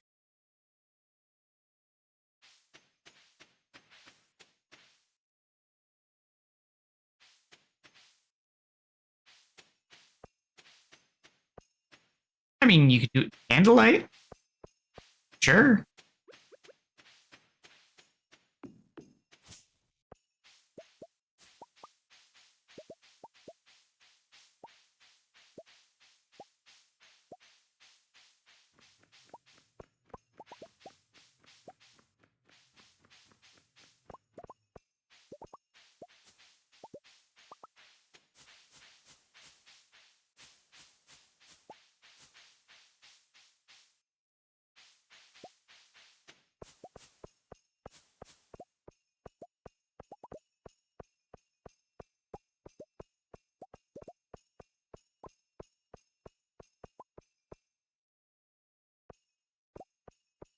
iPad has a camera on it, doesn't it? Flashlight. Torch mode.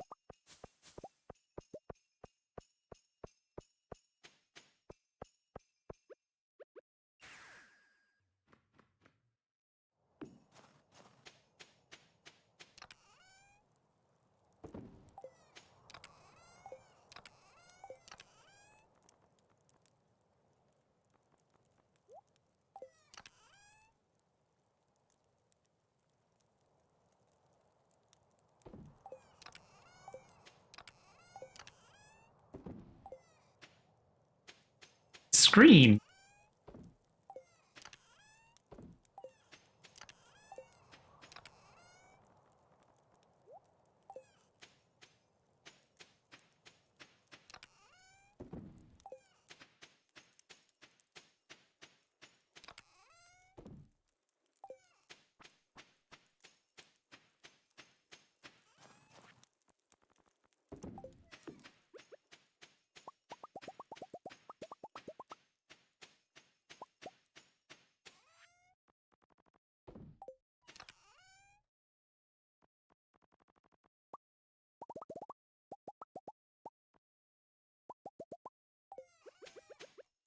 mean, it's not the most effective, but it still serves.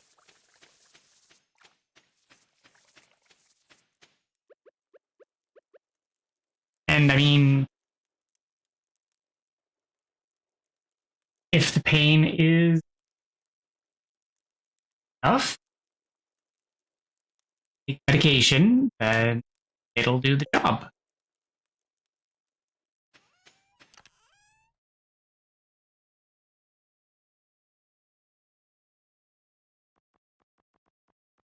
I mean, that depends on the method.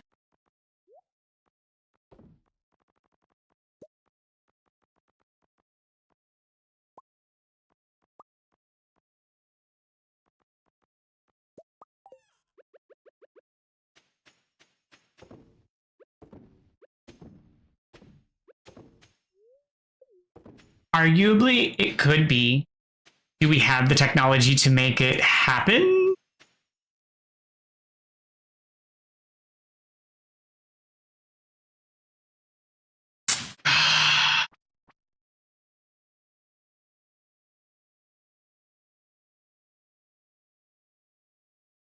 I don't know.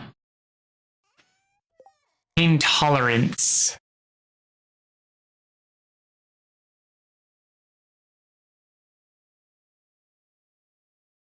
I suppose first we'd have to decide if pain can be made objective.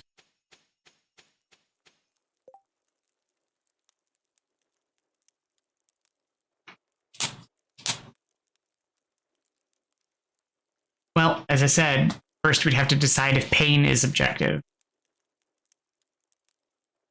Because before we can determine if pain tolerance is objective, we'd have to determine if pain is objective, because we'd have to first create a scale of pain.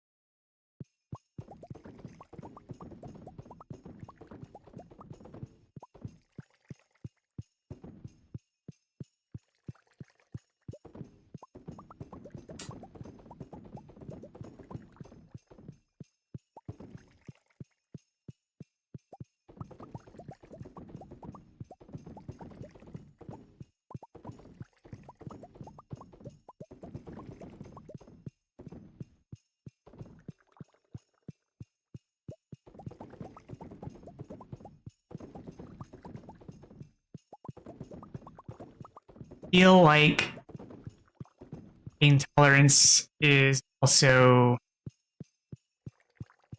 something that is environmental dependent.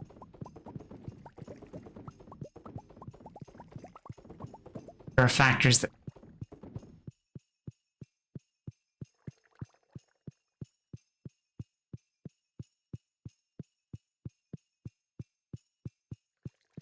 because I am a person not like to turn others with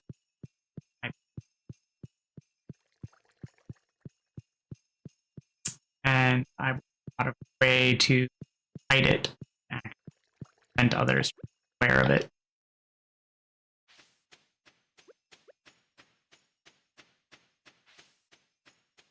So when I'm actively having migraine, having pain, that, or one time when I had guide wire shoved through my back and into my kidney. I was these varied circumstances. I suppressed a lot of agony.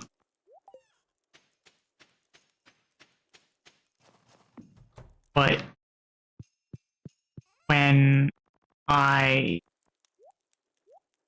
for example, was in places that it was expected pain there, like while I was in my apartment and I was migraine, quiet noises, those I made. I want to disturb neighbors, fine, grinding my teeth, my jaw, no, quiet noises. Thing. Same with the kidney stone. The kidney stone, we actually went to the emergency. So that's what it was. Concerned that or that. And so, but when we got there, pain was accelerating and it was getting worse. And because we were no longer in a quiet place, we're sleeping,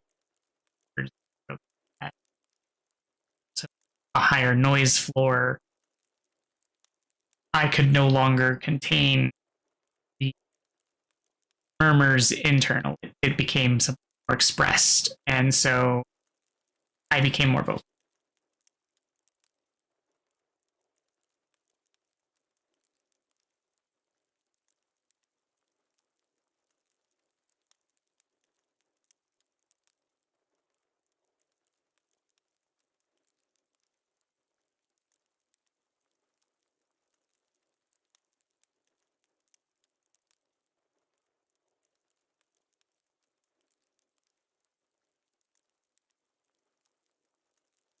Oh,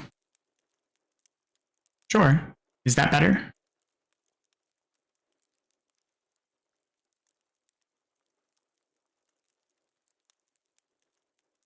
You hear me better now?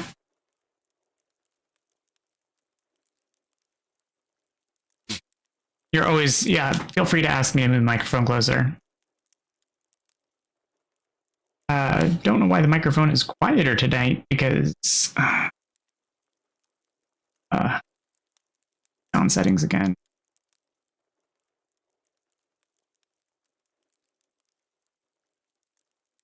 Going to burn Microsoft to the ground.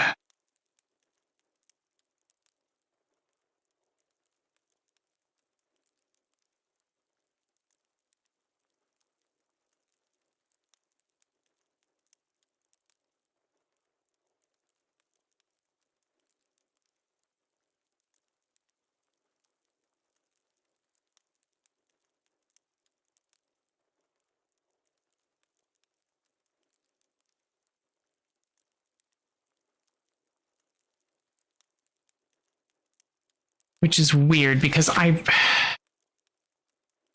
had all the audio. I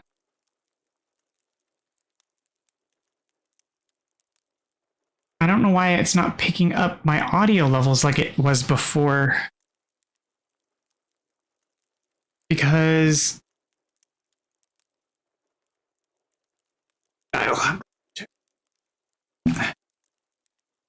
my audio levels are not high enough as. There we go. Try now. Test. All right. Oh, still, God.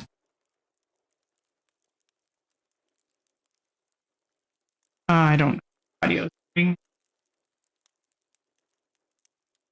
I am clearly going to have to do some more testing on.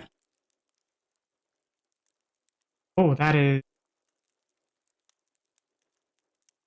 sorts of terrible. Microphone is just terrible configurations right now for some reason. Okay, Well, I guess I'm going to have to eat my mic now because it is not nearly as sensitive as it was yesterday for some reason. So I was saying that so for my migraines and God, I hope I have no idea what it actually picked up for you earlier.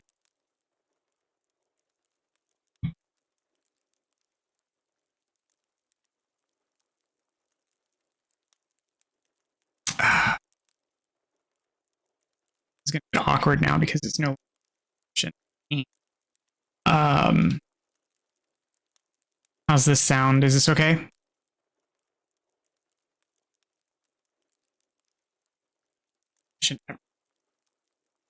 Or figure out what the hell's going on with the microphone.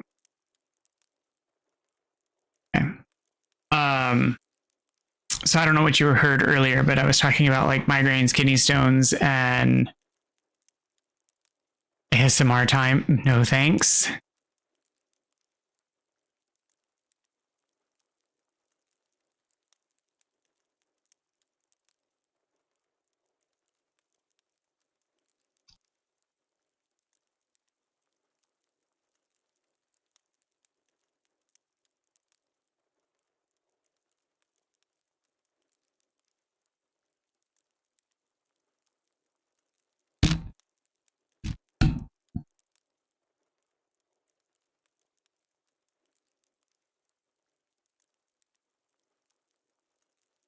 Yeah, I figured that's what you're doing.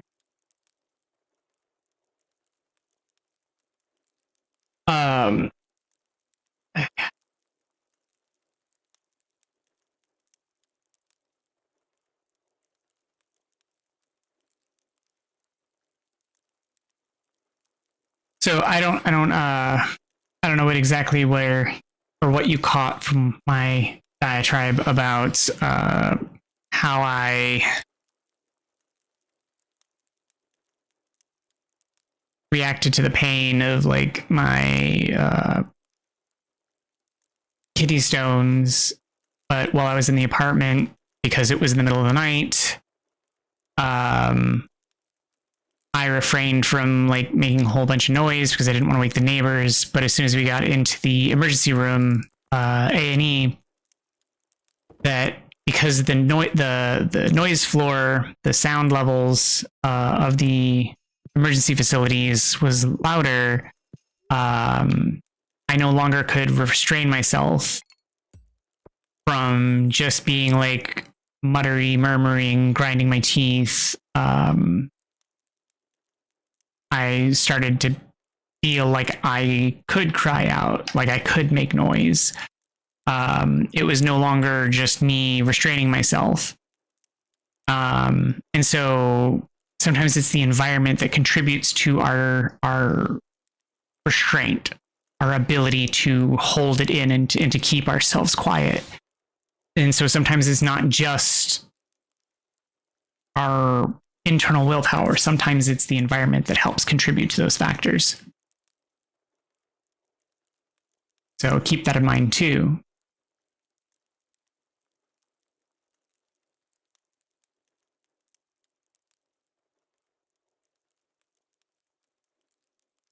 It's not just you though.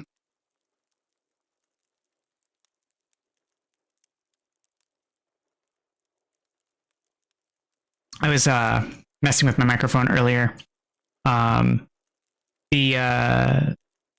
The platform that the TikTokers that I follow were mentioning to switch to does not have a desktop option, and I'm not very good at recording on my phone. And I don't have a lot of the features necessary or the equipment to do phone recording. And so I was looking at trying to figure out how to make my microphone serve dual purposes. And so I was screwing with my phone settings and configurations, or not my phone, but my microphone, to see if I could utilize some old equipment that I have. And so car, back when I had a car, I have a Bluetooth transceiver that uses an aux port, and this microphone has a headset adapter. So I was going to see if I could output the headset adapter to the Bluetooth transceiver, then broadcast on Bluetooth to my phone and use it as a microphone for my phone. But I worry that I might have worked something, which is why the microphone isn't working quite as efficiently tonight. So I'm going to have to look into that tomorrow and see if I can fix it.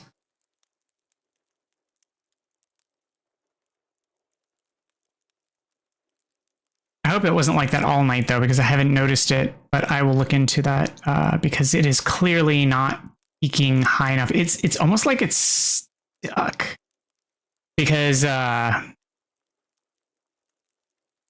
my microphone usually peaks just into the red on OBS. Really? Now that's really odd. Yeah, for some reason right now it is like hard capping in the yellow and will not go past a 10 OBS for some reason.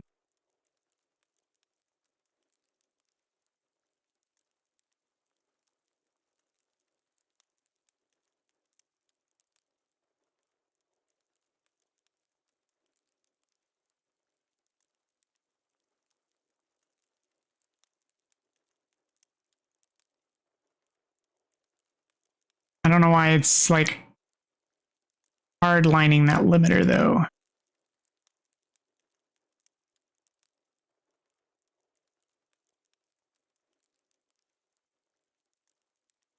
I wonder if that fixed it. No, not there.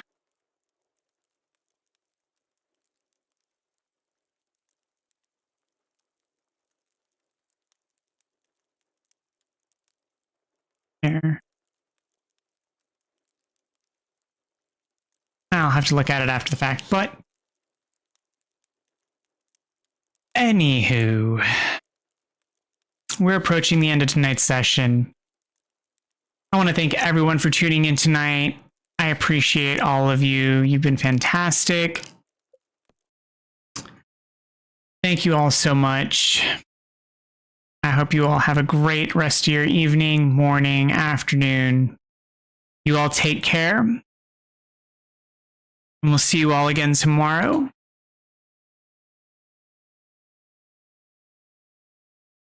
And thank you again for being here.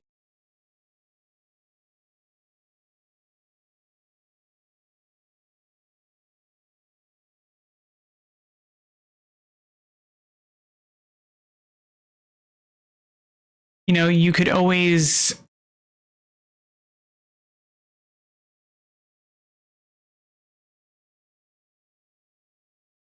do like a video diary or see about trying to schedule a night visit. Maybe go like visit an A&E. That's okay.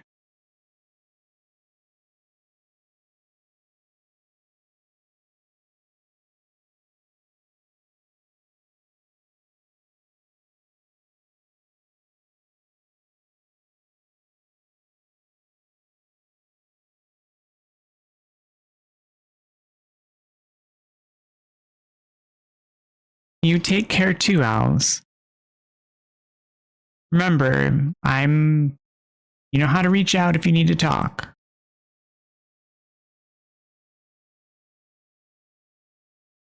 I know that you're going to have trouble tonight.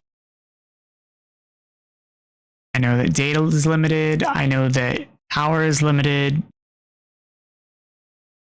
Keep things on low quality. Keep your brightness turned down.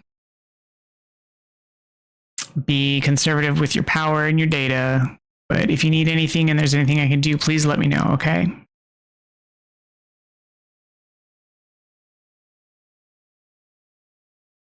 Take care of yourself. We'll talk again soon, all right? Have a good night.